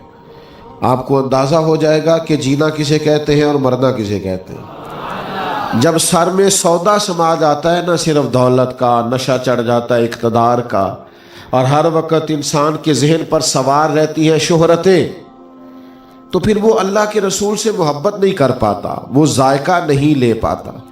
उस जायके की जानिब आप तवज्जो करें। नबी पाक अलैहिस्सलाम का प्यार अपनी तबीयत में पूरे तौर पर ताज़ा करें। हुजूर की पसंद को पसंद करें, नबी करीम की नापसंद को नापसंद रखें। हुजूर का प्यार, नबी पाक की मोहब्बत, हुजूर अलैहिस्सलाम के असहाब का प्यार, नबी पाक की औलाद का प्यार, हुजूर की लाई हुई किताब का प्यार, नबी पाक की शरीयत का प्यार, हुजूर के दीन का प्यार, सुन्नत का प्यार, इसको अपनी तबीयत में पूरे तौर पर रासिख करें। आप अंदाज़ा करेंगे चीज़ें किस तरफ चली गई। एक रूहानी बालीदगी हासिल होगी, आपकी तबीयत एक सुकून महसूस करे। आप इस तरह के हो जाएंगे कि बड़ी सारी चीज़ों की परवाह वैसे ही ज़िंदगी से निकल जाएगी। लेकिन ये करें, इसका एहतमाम करें, इसका अपने अंदर शौक पैदा करें। देखिए, हर इबादत पर अजर मिलता है। आप एक दफ़ा सुबहान अल्लाह कहते हैं, 30 नेकियां मिलती। आप दरूद पाक पढ़ते हैं, 10 नेकियां मिलती हैं, 10 गुनाह माफ़ होते हैं, 10 दर्जे बुलंद होते हैं। कुरान मजीद का एक हरफ पढ़ते हैं, 10 नेकियां मिलती। आपको नेकियां नसीब होती है जब आप कोई भी अमल करते तो आपको उस पर इनामात से नवाजा जाता है। तो मेरे अजीज़ याद रखिएगा, नबी पाक अलैहिस्सलाम की मोहब्बत पर भी अजर मिलता है, हुजूर की मोहब्बत पर भी अजर। एक सहाबी आए, अर्ज की, या रसूल अल्लाह सल्लल्लाहु ताला अलैहि वसल्लम, क़यामत कब आएगी? तो महबूब ने वही सवाल किया जो करना चाहिए था। करीम फरमाने लगे, तेरी तैयारी क्या है? क़यामत के लिए तेरी तैयारी क्या है? तो उसने अर्ज की, हुजूर कोई कसरत से नफली नमाजें तो नहीं पढ़ सका, कोई कसरत से नफली रोज़े तो नहीं रख सका। अगरचे ज़रूरियात फ़राइज़ तो उन लोगों के हर वक्त ही पूरे होते थे। नबी पाक अलैहिस्सलाम की खिदमत में अर्ज़ करता है, हुजूर ना तो कसरत से नफली रोज़े रख सका, ना नफली इबादत कर सका, एक नेकी मेरे पास है जिस पर मुझे उम्मीद है कि करम होगा, गोया एक है। फरमाया, वो क्या? अर्ज़ की, हुजूर मैं हर चीज़ से बढ़ के अल्लाह और उसके रसूल से प्यार करता हूँ, हर चीज़ से बढ़कर। और ये तजर्बा करना है, दावा नहीं करना। हर चीज़ से बढ़कर अल्लाह और उसके रसूल से। तो अब मैं कह चुका हूँ, हर नेकी पर अजर मिलता है। इस नेकी का भी हुजूर ने अजर बयान किया।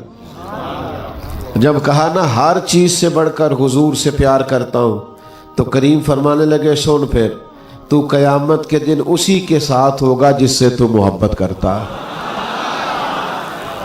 ये मोहब्बत रसूल का अजर है, ये नबी करीम से प्यार करने का क़यामत के दिन अजर है।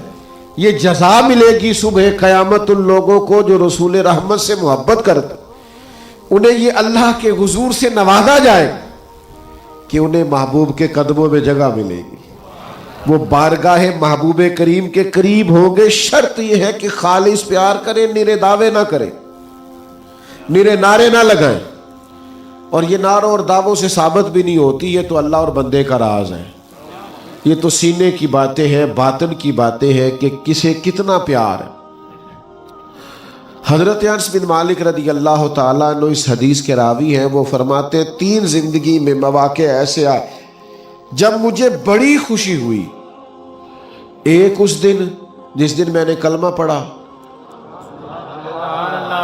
एक उस दिन जिस दिन हुजूर मदीना तय्यबा में तशरीफ़ लाए, और एक उस दिन जिस दिन हुजूर ने फरमाया, जो जिससे मोहब्बत करेगा क़यामत वाले दिन उसी के साथ होगा। फरमाया, मुझे बड़ी खुशी हुई, मेरा कलेजा ठंडा हो गया। اور حافظ منذری نے تو روایت اس طرح بھی درج کی ہے کہ حضور فرمانے لگے، حضرت انس بن مالک فرمانے لگے، میں عرض کرنے لگا یا رسول اللہ صلی اللہ تعالی علیہ وسلم، میں اللہ سے بھی پیار کرتا ہوں، اللہ کے رسول سے بھی پیار کرتا ہوں، ابو بکر صدیق سے بھی پیار کرتا ہوں، اور عمر فاروق سے بھی پیار کرتا ہوں، میرے لیے کیا حکم ہے؟ تو محبوب نے فرمایا جو جس سے محبت کرے گا اسی کے ساتھ ہوگا۔ معنی کیا ہے؟ کٹھے ہوں گے سارے جنت میں۔ اپنے دل کو ٹٹولے، اپنی طبیعتوں پر غور کریں، دل کی چاہتے کہیں بہک تو نہیں گئی؟ یہ زاویہ نگاہ کہیں بدل تو نہیں گیا؟ ہماری ترجیحات کہیں کچھ اور تو نہیں ہو گئی؟ ہم نے اللہ رسول کی محبت کے علاوہ تو نہیں اپنے سینے میں کچھ بٹھا لیا؟ خوب اپنے اوپر محنت کریں، جد و جہد کریں، اپنی خواہشات کو دیکھیں کیا ہے، جذبات کو دیکھیں کیا ہے۔ ایک تو یہ ہے نا کہ محفل میں آ گئے اور حضور کی نعت سن لی اور بیان سن لیا اور محظوظ ہو گئے اور کچھ اور چیزیں اپنی طبیعت میں ایک تو یہ ہے، ایک یہ ہے کہ کبھی کبھی گھر میں بیٹھے بیٹھے بھی تو دل کرنا چاہیے نا کہ یار میں چھوڑ دوں سارے کام، تھوڑی دیر کے لیے اپنے نبی کی نعت شریف سنوں، میں نے کچھ اور نہیں کرنا، صرف نبی پاک کے فضائل پر کچھ سنوں۔ یہ ہماری طبیعت ہونی چاہیے نا۔ کبھی کبھی ہمارا دل اس طرف مائل ہونا چاہیے کہ آج صرف حضور کی سیرت پاک پڑھوں۔ میں اکثر دوستوں سے کہا کرتا ہوں کہ ہمیں بڑے غم ہوتے ہیں، بڑی جدائیاں ہوتی ہیں، ہم بڑوں کو یاد کر کے بھی روتے ہیں، گزر جانے والوں کی جدائی پر بھی ہم آنسو بہاتے ہیں، اور بھی کئی زندگی میں ایسی کمزوریاں اور نقصانات ہوتے ہیں جس پر ہم غمگین ہوتے ہیں۔ کبھی ایسا بھی تو ہونا کہ باپ رات کو رو پڑے اور بچے آ کے پوچھیں کہ والد کو کیا ہے، بیمار ہے، طبیعت میں کچھ مسئلہ ہے، کیا ہے؟ تو والدہ کہ بیٹا تمہارے والی بات نہیں، کچھ تو بتائیں کیا مسئلہ ہے؟ تو والدہ کہ نہیں بیٹا تم بچے ہو، تمہارے بیٹا اماں جی بتائیں تو صحیح۔ تو ماں کہ بیٹا تمہارے والد کو نا نبی کریم کا مدینہ یاد آتا ہے۔ یہ بھی تو کبھی طبیعت میں پیدا ہونا کہ دل کرتا ہے لنگ کئی مہینے تے برس گئے تے او دی دید نو دیدے ترس گئے، دل کرتا ہے حاضری دینے کو، چاہتے بار بار مچلتی ہیں کہ حضور کے روضہ نور کی زیارت۔ یہ بھی تو خواہشات پیدا ہونی چاہیے، ہماری طبیعتوں کا رخ اس طرف بھی تو ہونا چاہیے، لیکن کیا کروں؟ تھے کبھی وہ لوگ جو آ کے کہتے تھے کوئی وظیفہ بتائیں جس سے اللہ رسول راضی ہو جائے، اب تو سب کو وہ والا وظیفہ چاہیے جس سے کاروبار تیز چلے، اب تو سب کو وہ والا تعویذ چاہیے جس سے بس پیسے ہی پیسے ہو جائیں، اب تو سب کو وہ والی چیز چاہیے جس سے بس دولت ہی دولت، راہ کھلے۔ کہاں گئے وہ لوگ جن کی دھڑکنیں جب بھی بولتی تھی حضور کا نام لیتی تھی، جن کی زبان پر جب بھی ذکر چھڑتا تھا محبوب کی نعت کا چھڑتا تھا، جن کے تذکروں میں ہمیشہ نبی پاک علیہ السلام کا ذکر رہتا تھا۔ اپنی بات کو سمیٹنے لگا ہوں، 2-3 میری خصوصی گزارشات ہیں جو آپ نے یاد رکھنی۔ ماشاءاللہ آپ سب نے موبائل رکھے ہوئے ہیں نا، کچھ کا تو مجھے پکا پتا ہو گیا، جب سے میں آیا انہوں نے چھوڑے ہی نہیں، ان کا تو مجھے کنفرم ہے کہ انہوں نے زیادہ صحیح کر کے رکھے ہوئے ہیں۔ کیوں بھائی جان؟ سامنے رکھے ہوئے، اس طرح کرے ساتھ ایک ایک تسبیح بھی رکھ لے، رکھے موبائل، منع نہیں کرتا، ایک ایک تسبیح بھی، یہ موبائل ساتھ ہاتھ میں ہوتا ہے تو چلتا رہتا ہے نا، تسبیح ہوگی تو وہ بھی چلے گی، تسبیح بھی رکھ لے تاکہ سارا میلاد کا مہینہ حضور پہ درود و سلام پڑھ کے گزارا جائے۔ دوسری بات یہ ہوتی ہے کہ جب خوشی کا موقع ہوتا ہے تو بندہ راضی بڑا ہوتا ہے، اس کا دل بڑا راضی ہوتا ہے، کہتا ہے آج میں بڑا راضی ہوں، بیٹے کی شادی پہ بڑا راضی ہے، کوئی ترقی مل گئی بڑا راضی ہے، عید آ گئی بڑا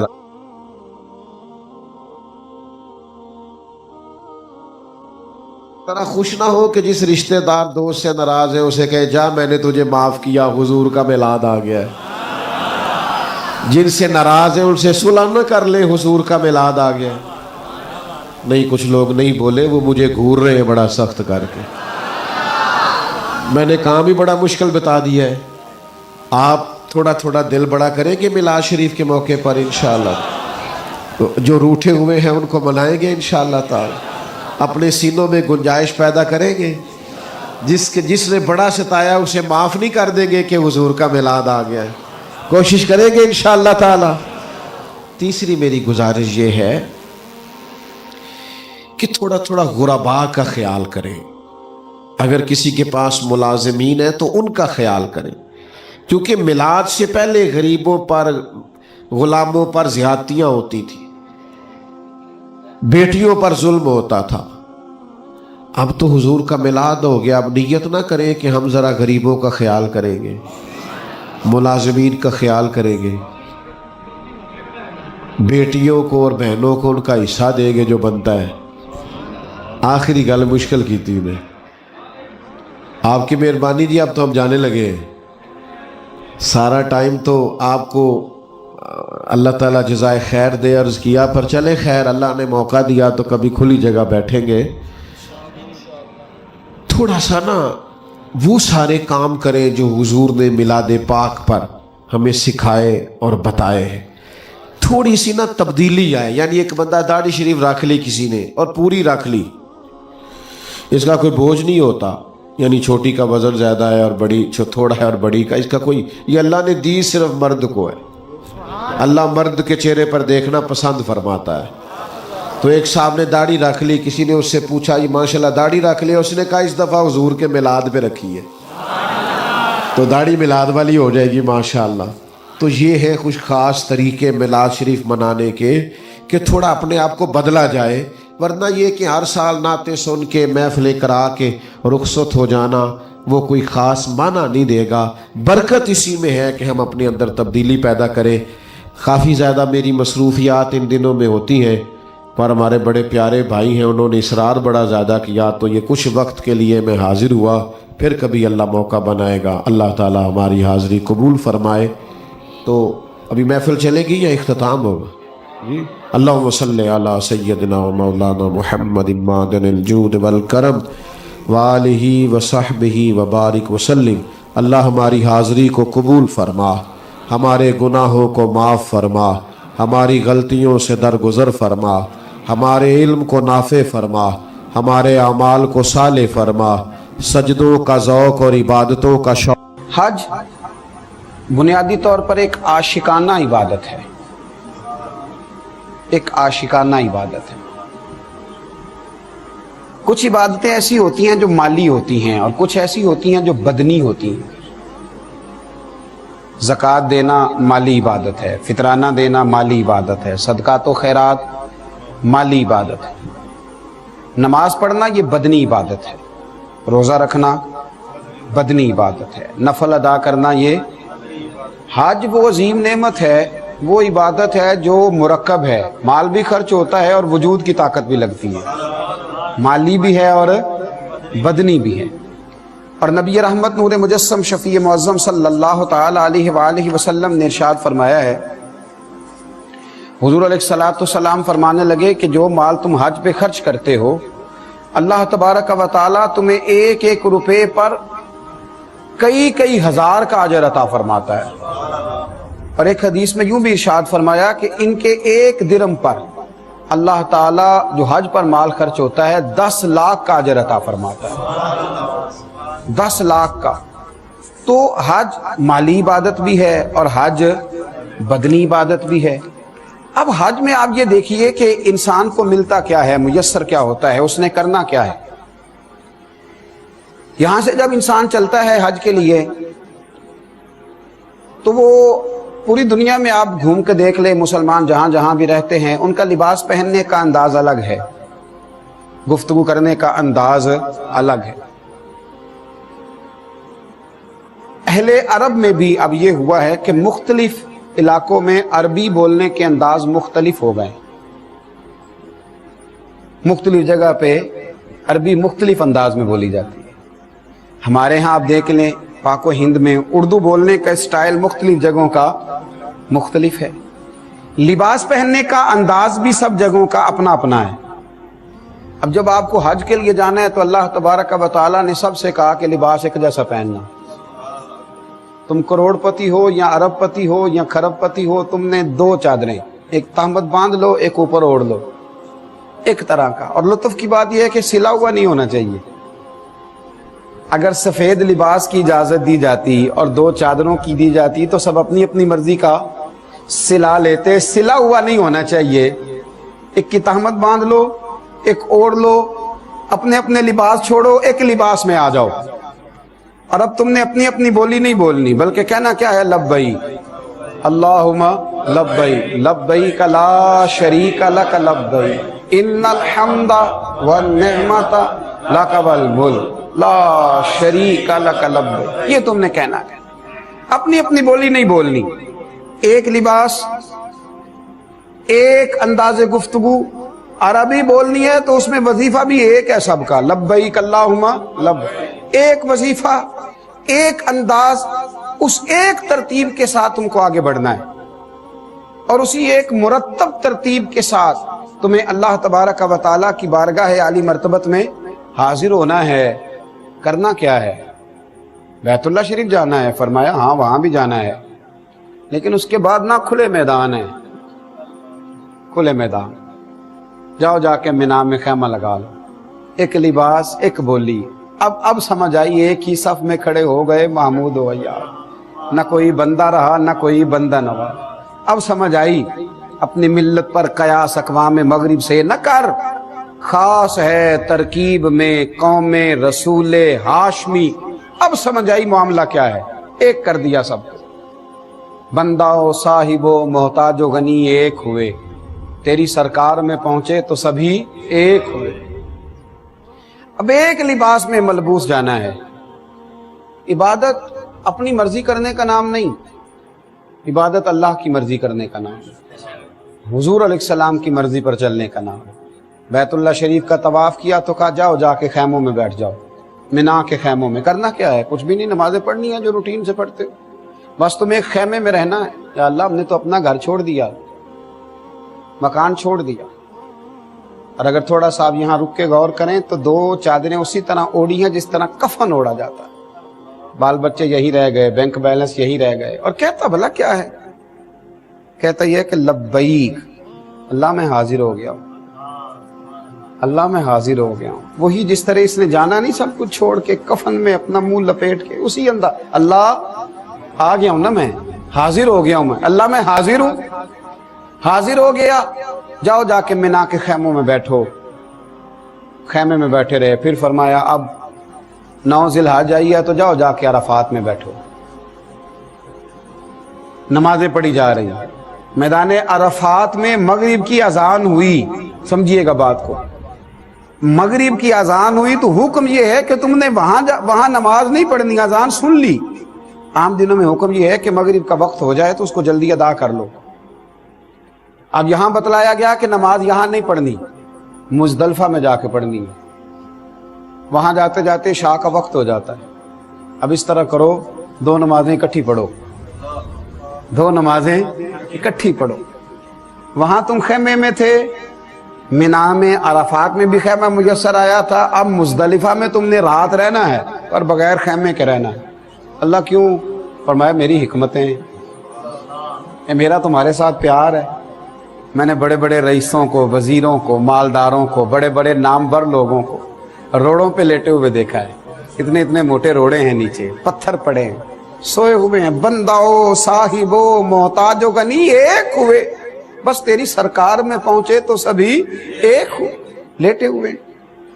अल्लाह करीम ने हज के अंदर जो इसरार रखे, जो हिकमतें रखी, वहां लेटे हैं, सब आराम कर रहे हैं। अब वहां से निकलो, अब क्या हुक्म है? फरमाया वापस आओ मिना में, शैतान को कंकर मारो, जमरात की रमी करो, मारो कंकर। एक दीवार बनी है, उसे कंकर मारो। अल्लाह का दुश्मन जान के उसे मारो। अब तुम उसे मार करके निकले तो अब कुर्बानी दो, अब कुर्बानी करो। हाजी ने कुर्बानी की, जो तमत्तो हज वाला था उसने कुर्बानी करी। اب فرمایا اس طرح کرو، یہ میرے دیے ہوئے بال ہیں، تمہارے سر پہ انہیں منڈوا دو۔ منڈوا دیے۔ مالک اب کیا کریں؟ فرمایا اب جاؤ جا کے بیت اللہ کا پھر سے طواف کرو۔ اللہ یہ سارا کیا ہے؟ فرمایا میری تم سے محبت ہے، تمہاری مجھ سے محبت ہے۔ حضرت عمر فاروق رضی اللہ تعالیٰ عنہ نا حجر اسود کو چومنے لگے تو فرمانے لگے تو پتھر ہے، تو کیا نفع نقصان دے گا، میں تجھے کبھی نہ چومتا۔ ہائے حضرت عمر کے لفظ دیکھیے، فرمایا میں تمہیں کبھی نہ چومتا، تو پتھر ہے، پر میں تجھے بار بار چوموں گا اس لیے کہ تجھے مدینے والے رسول نے چوما ہے۔ میں چوموں گا، بار بار چوموں گا۔ یہ عشق ہے، یہ ذوق ہے، یہ درد ہے، یہ کیف ہے، یہ اللہ والوں کی نشانیاں ہیں۔ یہ حج کا فلسفہ سمجھیے۔ اچھا بلا سیانہ آدمی ہے، وہ چلتا ہے تو بڑے وقار کے ساتھ چلتا ہے، وہ دھیمے دھیمے قدم اٹھاتا ہے، وہ اس کا انداز بڑا پروقار ہے چلنے کا طریقہ، لیکن جب وہ صفا مروہ کرتا ہے نا، کر کیا رہا ہے؟ دو پہاڑیوں کے درمیان چکر لگا رہا ہے، اور ایک مقام ایسا آتا ہے کہ اسے وہاں بھاگنا ہے۔ کیوں بھاگنا ہے؟ اس لیے کہ جناب ہاجرہ بھاگی تھی۔ جناب ہاجرہ، یا اللہ وہ تو پانی کے لیے بھاگی تھی، تو یہاں تو حاجی کی بغل میں پانی کی بوتل موجود ہے، گلے سے لٹکائے ہوئے ہے، سامنے کولر لگے ہوئے ہیں، اللہ کیوں بھاگے؟ فرمایا بس اس کا بھاگنا پسند ہی بڑا آیا، وہ میرے حکم پر اپنے بیٹے کے لیے بھاگتی تھی تو پسند ہی بڑا آیا ہے۔ بڑا بڑا بابکار عالم فاضل شیخ بھاگتا ہے، یہ کیا ہو رہا ہے؟ یہ بندہ اپنے رب سے محبت کر رہا ہے، یہ اس کے حکم پہ دوڑ رہا ہے۔ وہ تو علت تھی، وہاں تو وجہ تھی، وہاں تو مسئلہ تھا، لیکن یہ دوڑے جا رہا ہے۔ کیوں؟ ایک حکمت ہے، ایک دلیل ہے، ایک وجہ ہے۔ حج کے موقع پر جتنے کام ہیں، اگر انسان اپنی عقل کا زور لگائے گا نا کہ میں سمجھوں یہاں حکمت کیا ہے، یہاں حکمت کیا ہے، تو یہ تو نادان رہ جائے گا، عقل تو ٹھوکریں کھائے گی۔ بہتر یہ ہے کہ عقل کو سمیٹے اور اکٹھی کر کے رسول اللہ کے قدموں میں رکھ دے، نبی کریم کا غلام کر دے، عقل کو حضور کا غلام کر دے، اور ذوق سے، شوق سے، تڑپ سے، درد سے آگے بڑھے، بیت اللہ شریف کا طواف کرے۔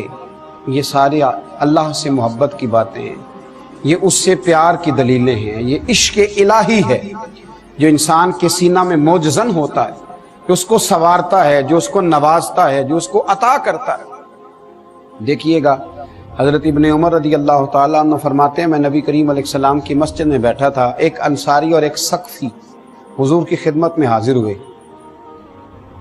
اور سلام عرض کرنے کے بعد نہ دونوں بیٹھ گئے، تو حضور نے فرمایا جو پوچھنا ہے پوچھو۔ تو ابن عمر فرماتے ہیں وہ دونوں خاموش ہی تھے، تو حضور فرمانے لگے میں نہ بتاؤ تم کیا پوچھنے آئے تھے؟ خیال آیا مسلمان نیک و بد پہچان جاتے ہیں، اور محمد آدمی کے دل کی باتیں جان جاتے ہیں۔ فرمایا میں نہ بتاؤں تم کیا پوچھنے آئے تھے، بتاؤں میں؟ اور اس کی حضور کمال ہو جائے اگر آپ بتا دیں۔ تو نبی پاک صلی اللہ علیہ وسلم نے فرمایا تم یہ پوچھنے آئے تھے نا کہ ہم اپنے گھر سے جب کعبہ معظمہ کے ارادے سے نکلیں تو وہ کیسا ہے، اس میں ثواب کتنا ہے، پھر طواف کریں تو ثواب کتنا ہے، اور پھر شام تک عرفات میں ٹھہریں تو ثواب کتنا ہے۔ حضور فرمانے لگے تم یہی پوچھنے آئے تھے نا کہ پھر ہم جب جمرات کی رمی کریں، گویا شیطان کو کنکر ماریں تو ثواب کتنا ہے، اور پھر تم یہی پوچھنے آئے تھے نا کہ جب ہم طواف کریں تو اس کا ثواب کتنا ہے۔ طواف جس کو آپ رکن اعظم ہے جو حج کا، طواف افاضہ بھی جس کو کہا جاتا ہے، وہ ہم کریں تو اس کا ثواب کتنا ہے۔ طواف زیارت بھی جس کو کہا جاتا ہے، یہ ساری باتیں پوچھنے آئے تھے۔ کہتے ہیں انہوں نے عرض کی اس ذات کی قسم جس نے آپ کو حق کے ساتھ مبعوث کیا ہے، بالکل ہم یہی سوال کرنے آئے تھے، اور کوئی غیب تم سے نہاں ہو بھلا جب خدا ہی نہ چھپا رہا، تم پر کروڑوں درود۔ تو نبی کریم صلی اللہ تعالی علیہ وسلم نے پھر بیان فرمایا، حضور فرمانے گئے لو بھائی سنو بات، لو بھائی، کس نے کہا؟ حضور علیہ السلام نے فرمایا لو بھائی سنو، پھر بات سنو۔ حضور صلی اللہ تعالی علیہ وسلم ارشاد فرمانے لگے جب تم بیت اللہ شریف کا ارادہ لے کر گھر سے نکلتے ہو اور تمہاری ناکہ، تمہاری اونٹنی جو پاؤں زمین پہ رکھتی ہے، تمہاری سواری جو پیر زمین پہ رکھتی ہے، تو ایک قدم کے عوض اللہ تمہارا ایک گناہ معاف کرتا ہے، ایک نیکی دیتا ہے اور ایک درجہ تمہارا بلند کرتا ہے۔ اب نیکیاں کم نہیں ہو گئی، جہاز پہ بھی جو جاتے ہیں ان کو بھی اونٹنی کے قدموں کے برابر ثواب ملے گا۔ فلسفہ حضور نے بیان فرمایا۔ پھر میرے رسول کریم صلی اللہ تعالی علیہ وسلم ارشاد فرمانے لگے، تمہارا طواف کے بعد 2 رکعت نماز پڑھنا ایسا ہے جیسا تم نے کسی نبی کی اولاد میں سے کسی غلام کو آزاد کیا۔ اور پھر نبی کریم علیہ السلام فرمانے لگے، صفا مروہ کی سعی اس طرح ہے جس طرح تم نے 70 غلام آزاد کر دیے۔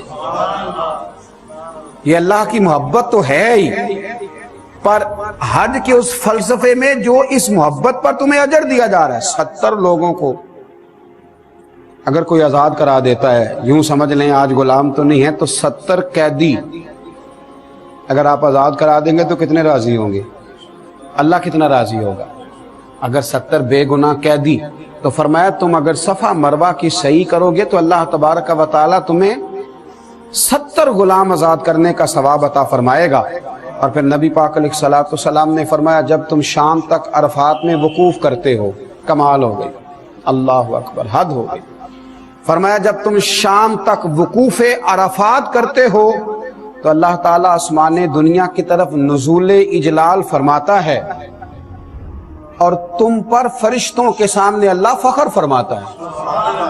اور دیکھو میرے بندے آئے، اللہ فخر فرماتا ہے، خدا خود امیر مجلس میں اللہ فخر فرماتا ہے، فرشتوں کے سامنے اللہ فخر فرماتا ہے۔ اللہ اکبر، فرشتوں دیکھو میرے بندے میرے پاس غبار آلود بالوں کے ساتھ دور دراز کے رستوں سے چل کے آئے ہیں، یہ میری جنت کی امیدوار ہیں۔ اور فرمایا اگر تمہارے گناہ، اے حاجیو، اگر تمہارے گناہ ریت کے ذروں، بارش کے قطروں یا سمندر کی جھاگ کے برابر بھی ہوں گے تو ضرور میں بخش دوں گا، سارے گناہ تمہارے معاف کر دیے جائیں گے، اور اے بندو لوٹ جاؤ، تمہیں بخش دیے گئے ہو۔ اور پھر نبی کریم صلی اللہ تعالی علیہ وسلم نے فرمایا جب تم جمرات کی رمی کرتے ہو، جب تم شیطان کو کنکر مارتے ہو، تو ہر کنکری جسے تم پھینکتے ہو اس کے عوض اللہ تبارک و تعالی تمہارا ایک بڑا گناہ مٹا دیتا ہے۔ اور فرمایا تمہارا قربانی کرنا تمہارے پروردگار کے پاس تمہارے لیے ذخیرہ ہے، وہ خزانہ بن گیا ہے وہاں تمہارے لیے۔ اللہ اکبر۔ اور فرمایا جب تم اپنے سر کا حلق کرواتے ہو، اسے منڈوا دیتے ہو، تو ہر بال جسے تم نے کاٹا ہے اس کے بدلے تمہارے لیے ایک نیکی لکھی جاتی ہے، اور ہر بال کے عوض تمہاری ایک خطا بخش دی جاتی ہے۔ اور فرمایا اس کے بعد جب تم طواف کرتے ہو، طواف زیارت کرتے ہو، تو تمہارا کوئی گناہ باقی نہیں رہ چکا ہوتا، اب ایک فرشتہ اپنا ہاتھ تمہارے دونوں کندھوں کے درمیان رکھ کے کہتا ہے، تھپکی دیتا ہے، آئندہ نیک عمل کرنا، تیرے پچھلے سارے گناہ اللہ نے معاف کر دیے، آئندہ سیاںا بن جانا، اللہ نے تیرے پچھلے سارے گناہ معاف کر دیے ہیں، تیرے پچھلے بخش دیے گئے ہیں، اب آئندہ سمجھداری کا مظاہرہ کرنا۔ حج ایک ایسی عاشقانہ عبادت ہے، ایک ایسی زبردست عبادت ہے۔ دیکھیے وہاں چلنا پڑتا ہے، وہاں سفر کرنا پڑتا ہے، لیکن ہم نے ایسے کمزور لوگ دیکھے جو بیساکھیوں کے سہارے چلتے ہیں اور اس کے باوجود پہنچے ہوئے ہیں۔ ایسے لوگوں کو دیکھا جو بیچارے ویل چیئر پہ ہیں اور وہ سفر کر رہے ہیں، اور کسی سے پوچھا گیا کہ جناب آپ اتنے کمزور ہیں تو یہاں تک کیسے آ گئے؟ تو کہا بس مالک نے بلایا ہے تو بندوبست بھی فرمایا ہے، اس نے اہتمام بھی کیا ہے، اس نے موقع بھی دیا ہے، اس نے اسباب بھی فراہم کیے۔ میرے محبوب کریم سید عالم صلی اللہ تعالی علیہ وسلم کے غلاموں، وہاں کا جو انداز ہے، حج بیت اللہ شریف کا جو انداز ہے، وہاں کے جو موقع ہیں، وہاں کی جو عطائیں ہیں، وہاں کا جو کرم ہے، اس کو ذرا غور سے سماعت فرمائیں کہ حج کے موقع پر انسان پہنچتا ہے، اس نے بہت سارا پیسہ خرچ کیا ہے، وہ تھک گیا ہے، لیکن جب وہ حج سے فارغ ہوتا ہے نا تو اس کے من میں جو خوشی ہوتی ہے اس کا کوئی اندازہ نہیں کر سکتا، اس کی طبیعت کے اندر جو رکت ہوتی ہے، جو کیف ہوتا ہے۔ اور بڑے تھکے ہوئے لوگ 8 ज़िलहज को हिराम बांधा था, मिना में गए थे, कुछ को 7 को ही बांधना पड़ गया था। और फिर वो मिना भी गए, फिर वो मुज़दलिफ़ा भी रहे, फिर वो अराफात में भी वक्त गुजार के आए। फिर शैतान को कंकर भी मारे, कुर्बानी भी हुई, सर के बाल भी मुंडवाए। अब बूढ़े भी हैं, बुजुर्ग भी हैं, नौजवान भी हैं, आज ही मिल के बैठे हैं। 10 ज़िलहज को जो काम करने होते हैं वो बड़े मुश्किल होते हैं और रात के थके हुए लोग होते हैं। अब मशवरा होने लगा कि तवाफ़े ज़ियारत ना कल करेंगे, क्योंकि 12 की मगरिब तक किया जा सकता है, कल कर लेंगे, परसों कर लेंगे। एक नौजवान कहने लगा मेरा तो दिल है आज ही चले। बुजुर्ग कहने लगे तुम चलोगे तो फिर मैं भी चलूंगा। अब ये हिम्मतें कौन दे रहा है, ये तौफीक कौन दे रहा है, ये नवाज कौन रहा है, ये ज़ौक़ कौन पैदा कर रहा है, कौन है जो इनको खिंचे हुए बुला रहा है। उसी शाम चले गए, बड़े थक गए, तवाफ किया, बड़े रश में किया, बड़ी मुश्किल से किया, सही की, तवाफ ज़ियारत किया, वापस निकले। अब रात को वापस मिना भी पहुंचना है।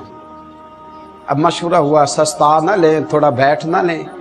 वो साहब जो गली के कोने तक बड़ी मुश्किल से दुकान से कुछ चीज लेने पैदल जाया करते थे, वो कहने लगे यार कुछ भी नहीं हुआ, चलते हैं। ये किसने हिम्मत बंधा दी? तो समझ में आई कि मेरी तलब भी तो तेरे करम का सदका है, कि मेरी तलब भी तो तेरे करम का सदका है। ये पांव उठते नहीं बल्कि ये उठाए जाते हैं। किस ज़ौक़ से लोग जा रहे हैं, क्या तड़प है जो लोगों को लेकर के जा रही है। और लोग ना, आप यकीन करें, हजर अस्वद पे मुंह रख के लोग रोते हैं। मैंने देखा है मकाम इब्राहिम के पास खड़े होकर लोग रोते हैं, काबतुल्लाह का दीदार किया है तो लोग रोते, तड़पते, सिसकियां लेते। यूं लगता है कि जैसे हजरत अब्दुल्लाह इब्न जुबैर रज़ी अल्लाह ताला अन्हु ने सारी दुनिया का सफर किया, बड़े बड़े जगहों पे गए, बैतुल्लाह शरीफ भी गए, तो लोगों ने उनसे पूछा कि ये बैतुल्लाह शरीफ क्या है, आप इस पर भी तबसरा करें। तो हजरत अब्दुल्लाह इब्न जुबैर फरमाने लगे कि बैतुल्लाह शरीफ को यूं समझ लो जिस तरह माँ का रहम होता है, जिसमें बच्चा 9 महीने वक्त गुजारता है, माँ का रहम, उसे ऑक्सीजन भी मिलती है, ग़िज़ा भी मिलती है, उसकी हिफाजत भी होती है, हिफाजत भी होती है, खाना भी मिलता है, माँ का रहम। और आपको पता है माँ के रहम में एक बच्चा हो तो फिर भी परवरिश होती है, 2 हो तो फिर भी परवरिश होती है। मैं अक्सर कहा करता हूं कि किसी शहर में ना 10,000 लोग इजाफी जमा हो जाए ना किसी एक शहर में, तो उस शहर की दुकानों से खाना भी खत्म हो जाता है, फ्रूट भी खत्म हो जाता है, पानी की बोतलें तक नहीं मिलती, पकौड़े तक नहीं मिलते, नान पकौड़े तक नहीं मिलते। 10,000 आदमी इजाफी आ गया। बैतुल्लाह शरीफ वो माँ के रहम की तरह जगह है कि जहां 50-50 लाख लोग इजाफी आ जाते हैं। और हज के मौके पर मैंने ये देखा है कि लोग पेश कर रहे हैं, यार एक दूध का गिलास मुझसे ले लो, एक पानी की बोतल मुझसे वसूल कर लो, यार ये थोड़ा मेरी तरफ से। और जितना खाना आया है वो बच ही गया है, जो कुछ आया है बच ही गया है। फिर समझ आई है कि आज मेजबानी करने वाली मखलूक नहीं, आज मेजबान कोई और है, आज कोई और है जो मेजबान है, जो लुटा रहा है, जो अता कर रहा है, जो नवाज रहा है, जिसकी रहमतें करम बरखा की तरह बरस रहा है, जो आने वालों पे अताएं कर रहा है। हज इतनी ज़ौक़ वाली, इतनी शौक वाली, इतनी दर्द वाली बात। आप देखिए, मैंने जैसे कहा कि बैतुल्लाह का तवाफ करना है, चक्कर लगाने बस हाजी लगा रहा है, हजर अस्वद को चूमना है तो बहरहाल उसे चूम रहा है, नफल पढ़ने हैं तो बहरहाल पढ़ रहा है, आबे ज़मज़म पी रहा है, सफा मरवा के बीच दौड़ रहा है। अब ना जब इसने तवाफ़े ज़ियारत कर लिया तो अगले 2 दिन फिर इसने मिना में रहना है, कोई इजाफी काम नहीं करना 11-12 ज़िलहज को, चाहे तो 13 को भी रहे, अजर मिलेगा। अब इसने अगले 2 दिन 2 रातें फिर क़याम करना है मिना में। करना क्या है, कोई बहुत बड़ी इजाफी इबादत है, कुछ भी नहीं करना, बस साथ साथ कंकर लेने और जमरे पे जाना है, जमरात पे शैतानों को साथ साथ कंकर मारने। इस काम के लिए 2 दिन वहां रुका हुआ है, इस काम के लिए। लेकिन इसके हाशिया ख्याल से एतराज नहीं उठता कि इतना सा काम था तो 1 दिन में हो जाता। ये समझ रहा है कि इस खैमे में मैं खुद नहीं बैठा, किसी का बिठाया हुआ बैठा हूं। میں خود نہیں بیٹھا، میں کسی کا، یہاں مجھے کسی نے بٹھایا ہے، 2 راتیں رہا ہے، خیمے میں قیام کیا، صرف اس کو کنکر مارنے، صرف اس نے اظہار کرنا ہے کہ میں تجھے ناپسند کرتا ہوں، اس نے کنکر مارنے ہیں، کسی کا بٹھایا ہوا بیٹھا ہے۔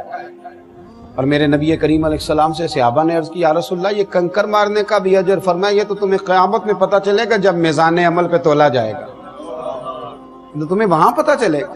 وہاں کنکر مارنے ہیں، 2 دن قیام کرنا ہے، پھر اس کو واپس لوٹنا ہے، طواف وداع کرنا۔ اس کو ہر عبادت میں یہ کوئی فلسفہ نہیں پوچھتا، کوئی حکمت نہیں پوچھتا، کوئی دلیل نہیں پوچھتا، بس اسے حکم ہے کہ تو آ جا تو یہ پہنچ جاتا ہے۔ حضرت علی بن موفق رضی اللہ تعالیٰ فرماتے ہیں میں نے کئی حج کیے، اللہ نے مجھے موقع دیے، ایک ایسا وقت بھی آیا کہ میں نے حج کے موقع پر اتنے لوگ دیکھے کہ میں نے زندگی میں کبھی نہیں دیکھے تھے۔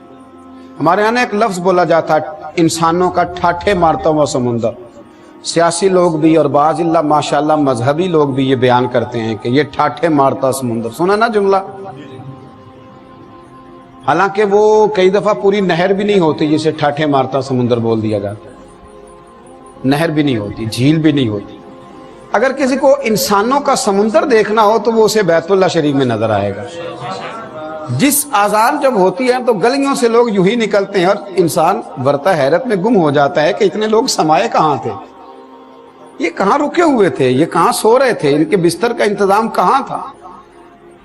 اب یہ ساری مخلوق خدا ہے، یہ وہاں رکی ہوئی ہے، کھا رہی ہے، پی رہی ہے۔ حضرت علی بن موفق کہتے ہیں میں نے بھی، اور جس نے بڑی بڑی دنیا دیکھی ہو وہ بھی حج کے موقع پر حیران رہ جاتا ہے کہ اس طرح بھی ہوتا ہے۔ حضرت علی بن موفق کہتے ہیں میں نے ہزاروں کا مجمع دیکھا، سمجھ لیں میں نے لاکھوں لوگ دیکھے اس سال۔ تو میں نے بیت اللہ شریف کے، میں حج کی سعادت سے فارغ ہو چکا تھا، میں نے نا بیت اللہ شریف کا غلاف تھام لیا اور میرے دل میں خیال آیا کہ اللہ اتنے بلائے ہیں، قبول کس کس کا ہوا ہے؟ قبول بھی ہوا کہ نہیں؟ اتنے بلا لیے۔ فلسفہ حج میں اس بات کو بھی ذہن میں رکھے، قبولیت کی ڈگری ہمارے پاس نہیں ہے، قبول کرنے والا مالک ہے۔ ہاں، نہ کسی کے حال پہ طنز کر، نہ کسی کے غم کا مذاق اڑا، وہ جسے چاہے جیسا نواز دے، یہ مزاج لطف رسول ہے۔ اور کوئی آیا لے کے چلا گیا، کوئی عمر بھر بھی نہ پا سکا، میرے مولا تجھ سے گلا نہیں، یہ تو اپنا اپنا نصیب ہے صلی اللہ تعالی علیہ۔ تو میں اور آپ شکوہ نہیں کریں، میں اور آپ اعتراض نہیں کریں، میں اور آپ کبھی بھی اس چکر میں نہ پڑیں کہ یہ کیسے ہوا تو وہ کیسے۔ حضرت علی بن موفق کہتے ہیں میرے دل میں خیال آیا کہ یا اللہ اتنے بلائے ہیں تو قبول کس کس کا ہوا ہے؟ تو فرماتے ہیں ہاتف غیب سے ندا آئی کہ علی تو اس بحث میں نہ الجھ، میں نے یہاں بلایا ہی اس کو تھا جس کا میں نے قبول کرنا تھا، میں نے بلایا ہی اس کو تھا جس کا میں نے۔ یہاں لوگ اعتراض کر رہے ہیں فلاں آدمی 4تھی دفعہ جا رہا ہے، فلاں 5ویں دفعہ جا رہا ہے، فلاں 6ٹھی دفعہ جا رہا ہے، عمرے پہ عمرے کیے جا رہے ہیں۔ بھئی یہ عبادت ہے، اللہ جس کو توفیق دے۔ بلکہ ہمارے بزرگوں نے لکھا ہے اللہ کریم کے پیارے خلیل حضرت ابراہیم علیہ السلام نے جب بیت اللہ شریف کی تعمیر فرمائی تو خیال دل میں پیدا ہوا کہ اللہ کون آئے گا، تو آپ کو پتہ ہے نا کہ حکم ملا تھا کہ آپ کعبے کی چھت پہ کھڑے ہو کے آواز دیں۔ تو بزرگوں نے لکھا ہے کہ حضرت ابراہیم نے آواز دی لوگوں بیت اللہ کا حج کرو، آؤ زیارت کے لیے، تو فرمایا رب کریم نے ان کی آواز کو روحوں تک پہنچا دیا۔ جو باپ کی پشتوں میں تھے، ماں کی رحموں میں تھے، جن کو ابھی دنیا میں آنا تھا، کہ روحوں تک آواز گئی۔ تو بعض مشائخ فرماتے جس نے جتنی بار لبیک کہا ہے اتنی بار وہاں حاضری دے گا، جتنی بار لبیک کہا ہے نا کن فیکون تے کل دی گل ہے، کہا جس نے جتنی دفعہ لبیک کہا ہے اتنی دفعہ وہاں حاضری۔ یہ تو نصیب کی بات ہے، یہ تو کرم کی بات ہے، یہ تو عطا کی بات ہے کہ کون کتنی دفعہ جاتا ہے، کون کتنی دفعہ وہاں جا کر کے حاضری دیتا ہے، کس کو کتنی دفعہ وہاں جانے کا موقع ملتا ہے۔ تو حج بیت اللہ پہ اس فلسفے کو ضرور ذہن میں رکھنا چاہیے کہ یہ خالصتاً محبت الہی کا موقع ہے، یہ خالصتاً اللہ تبارک و تعالیٰ کی عطا ہے، یہ خالصتاً اس کا کرم ہے۔ میرے رسول کریم صلی اللہ علیہ وسلم نے اپنے حج فرض ہونے کے بعد ایک ہی حج فرمایا ہے، حضور سید عالم صلی اللہ تعالی علیہ وسلم نے خود اعلان فرمایا، محبوب فرمانے لگے میں حج کا ارادہ رکھتا ہوں، جس کو جانا ہے آ جائے۔ لوگ، دنیا جمع ہو گئی، 1,44,000 کا مجمع تھا جب حضور بیت اللہ شریف کا حج کرنے گئے۔ کس ذوق سے حضور نے حج فرمایا، کس پیار سے نبی کریم نے حج فرمایا۔ اور آپ فلسفہ سمجھتے جائیے، حضور نے کعبہ بیت اس کو حجر اسود کو چوما، پھر چھڑی لگا کے بھی چوما۔ ہمارے لیے اشارے تک کو محبوب کریم نے سند بنا دیا۔ حالانکہ حضور اگر چاہتے تو نبی کریم صلی اللہ تعالی علیہ وسلم کے لیے صحابہ تو رستے چھوڑتے، لیکن چھڑی کو لگا کے چوما۔ کیوں؟ اس لیے کہ امت کے لیے رہنمائی ہو جائے کہ جب بہت رش ہو، تمہیں موقع نہ بھی ملے تو اپنے آپ کو محروم نہ سمجھ لینا، تم آ گئے ہو تو تمہارا بوسہ بھی ہو ہی گیا ہے۔ میں یہ گزارش کر رہا تھا کہ وہاں ہر چیز کو سرکار دو عالم صلی اللہ علیہ وسلم نے اپنے غلاموں کے لیے کھول کر بیان فرما دیا، کھول کر بیان کر دیا۔ فرمایا کہ تم نے استلام بھی کر لیا دور سے اشارہ کر کے، تو حجر اسود تمہیں بھولے گا نہیں، وہ یاد رکھے گا، صبح قیامت تمہاری گواہی دے گا، اللہ تبارک و تعالیٰ کی بارگاہ میں تمہاری گواہی دے گا۔ حضرت ابن عباس فرماتے ہیں کہ نبی کریم صلی اللہ تعالیٰ علیہ وسلم نے فرمایا اللہ تعالیٰ ہر روز اپنے حرمت والے گھر کا حج کرنے والوں پر 120 رحمتیں نازل فرماتا ہے۔ جے ایک قطرہ بخشے میں نے، 120 رحمتیں اللہ روز اپنے حرمت والے گھر کا حج کرنے والوں پر نازل فرماتا ہے، 60 رحمتیں طواف کرنے والوں پر، اور 40 وہاں نماز پڑھنے والوں پر، اور فرمایا 20 رحمتیں انہیں ملتی ہیں جو خالی بیت اللہ شریف کو دیکھتے ہی رہتے ہیں، خالی زیارت ہی کرتے رہتے ہیں، 20 رحمتیں اللہ انہیں بھی عطا فرماتا ہے۔ اب حج بیت اللہ سے نبی کریم علیہ السلام واپس تشریف لائے، کیا کیا موتی تھے، کیا کیا پھول تھے، اور میرے رسول کریم علیہ السلام نے حج بیت اللہ کا یہ بھی فلسفہ بیان کیا کہ ساری دنیا کے لیے حضور نے حقوق کا چارٹر بیان فرما دیا، اپنی امت کو دستور حیات جو دیا وہ بھی خطبہ حجت الوداع میں دیا۔ حج کے موقع پر امت کو یہ درس دیا کہ پوری دنیا سے وہاں لوگ آئیں گے، اور وہاں تمہیں ایک عہد بھی باندھنا ہے، وہاں کے خطبے میں تمہیں ایک عہد باندھنا ہے، تم نے آگے کے لیے منصوبہ بندی کرنی ہے، دین کو کیسے پھیلانا ہے، تمہارے گناہ معاف کر دیے گئے، اب تم نے کس تازگی کے ساتھ آگے بڑھنا ہے۔ اور جب میرے کریم رسول علیہ السلام واپس تشریف لائے نا، جب حضور واپس آئے، اس وقت منظر یہ تھا کہ صحابہ کرام فرماتے ہیں حضور نے ایک اونٹ ذبح کر کے صحابہ کی دعوت بھی پکائی، حضور نے کھانا بھی کھلایا صحابہ کرام کو۔ یہ مقام شکر بھی ہے کہ آپ ایک ایسی جگہ سے ہو آئے جہاں کسی کو موقع نصیب آتا ہے۔ پلٹ کر دیکھیے تو صحیح کتنے لوگ ہیں جن کو یہ موقع مل ہی نہیں سکا، جو جا ہی نہیں سکے۔ تو حج بیت اللہ پوری دنیا کے مسلمانوں کا ایک عالمی اجتماع، جس اجتماع کے اندر مسلمانوں کو ایک دستور دیا نبی کریم علیہ السلام، اور حضور صلی اللہ علیہ وسلم کے صحابہ کرام فرماتے ہیں کہ اونٹنی پر بیٹھ کر محبوب کریم نے فرمایا صحابہ سے، کیا میرے غلاموں میں نے تم تک اللہ کا دین پہنچا دیا ہے، یاد رکھنا بلغوا انی ولو آیا، اب میری ایک آیت لے کے میدان میں نکل جانا اور دنیا تک پیغام حق پہنچانا۔ اور حضور علیہ السلام نے فرمایا کسی عربی کو اجمی پر، اجمی کو عربی پر، گورے کو کالے پر، کالے کو گورے پر کوئی فضیلت نہیں، ان اکرمکم عند اللہ اتقاکم، اللہ کی نظر میں اس کی زیادہ قدر ہے جو زیادہ پرہیزگار ہے۔ حضور علیہ السلام نے یہ دستور دیا کہ وہاں جو پرہیزگار ہوں گے، یہ بھی حج کا فلسفہ ہے، اس کو سمجھ لیں۔ حضور صلی اللہ علیہ وسلم نے فرمایا اللہ کی بارگاہ میں جو پرہیزگار ہوں گے وہ قابل قدر ہوں گے، وہ انعام یافتہ ہوں گے، وہ رب کریم کے فضل اور اس کے کرم والے ہوں گے۔ تمہیں انعام یافتہ بننا ہے، تمہیں اپنے آپ کو برادریوں اور قبیلوں میں قید نہیں کرنا، تمہیں دولت کے ترازوؤں میں تلنا نہیں، تم حج بیت اللہ کی سعادت کرنے والوں انعام یافتہ بننے کی کوشش کرنا، سعادت مند اور سعید بننے کی کوشش کرنا، نیک اور پرہیزگار بننے کی کوشش کرنا۔ بابا بلے شاہ صاحب نے ایک شکوہ کیا ہے پنجابی زبان میں، انہوں نے کہا تھا کہ حج بھی کیتی جاندے ہو تے لہو بھی پیتی جاندے ہو، کھو کے مال یتیماں دا پیج مسیتی جاندے ہو، پھٹ دلاں دے سیندے نہیں تے ٹوپیاں سیتی جاندے ہو، نفس تے چھری پھیر دے نہیں تے دمبے کیتی جاندے ہو، فرض پلائی بیٹھے ہو نفلاں نیتی جاندے ہو اور دسو تے سی بلے شانو ایک ہی کیتی جاندے ہو۔ میرے عزیزو یاد رکھو حج کا فلسفہ تقوی اختیار کرنا۔ قرآن مجید نے کہا کہ جب حج پہ جاؤ تو زاد راہ لے کے جاؤ، اور پھر خود ہی کہا کہ بہترین زاد راہ تقوی ہے، بہترین زاد راہ پرہیزگاری ہے۔ آنکھوں کو سنبھال کے رکھنا، اپنی حفاظت رکھنا، اپنے دلوں کو وسوسوں سے پاک رکھنا۔ گویا تم آج لوٹ رہے ہو تو تمہارے ذمہ کوئی گناہ نہیں۔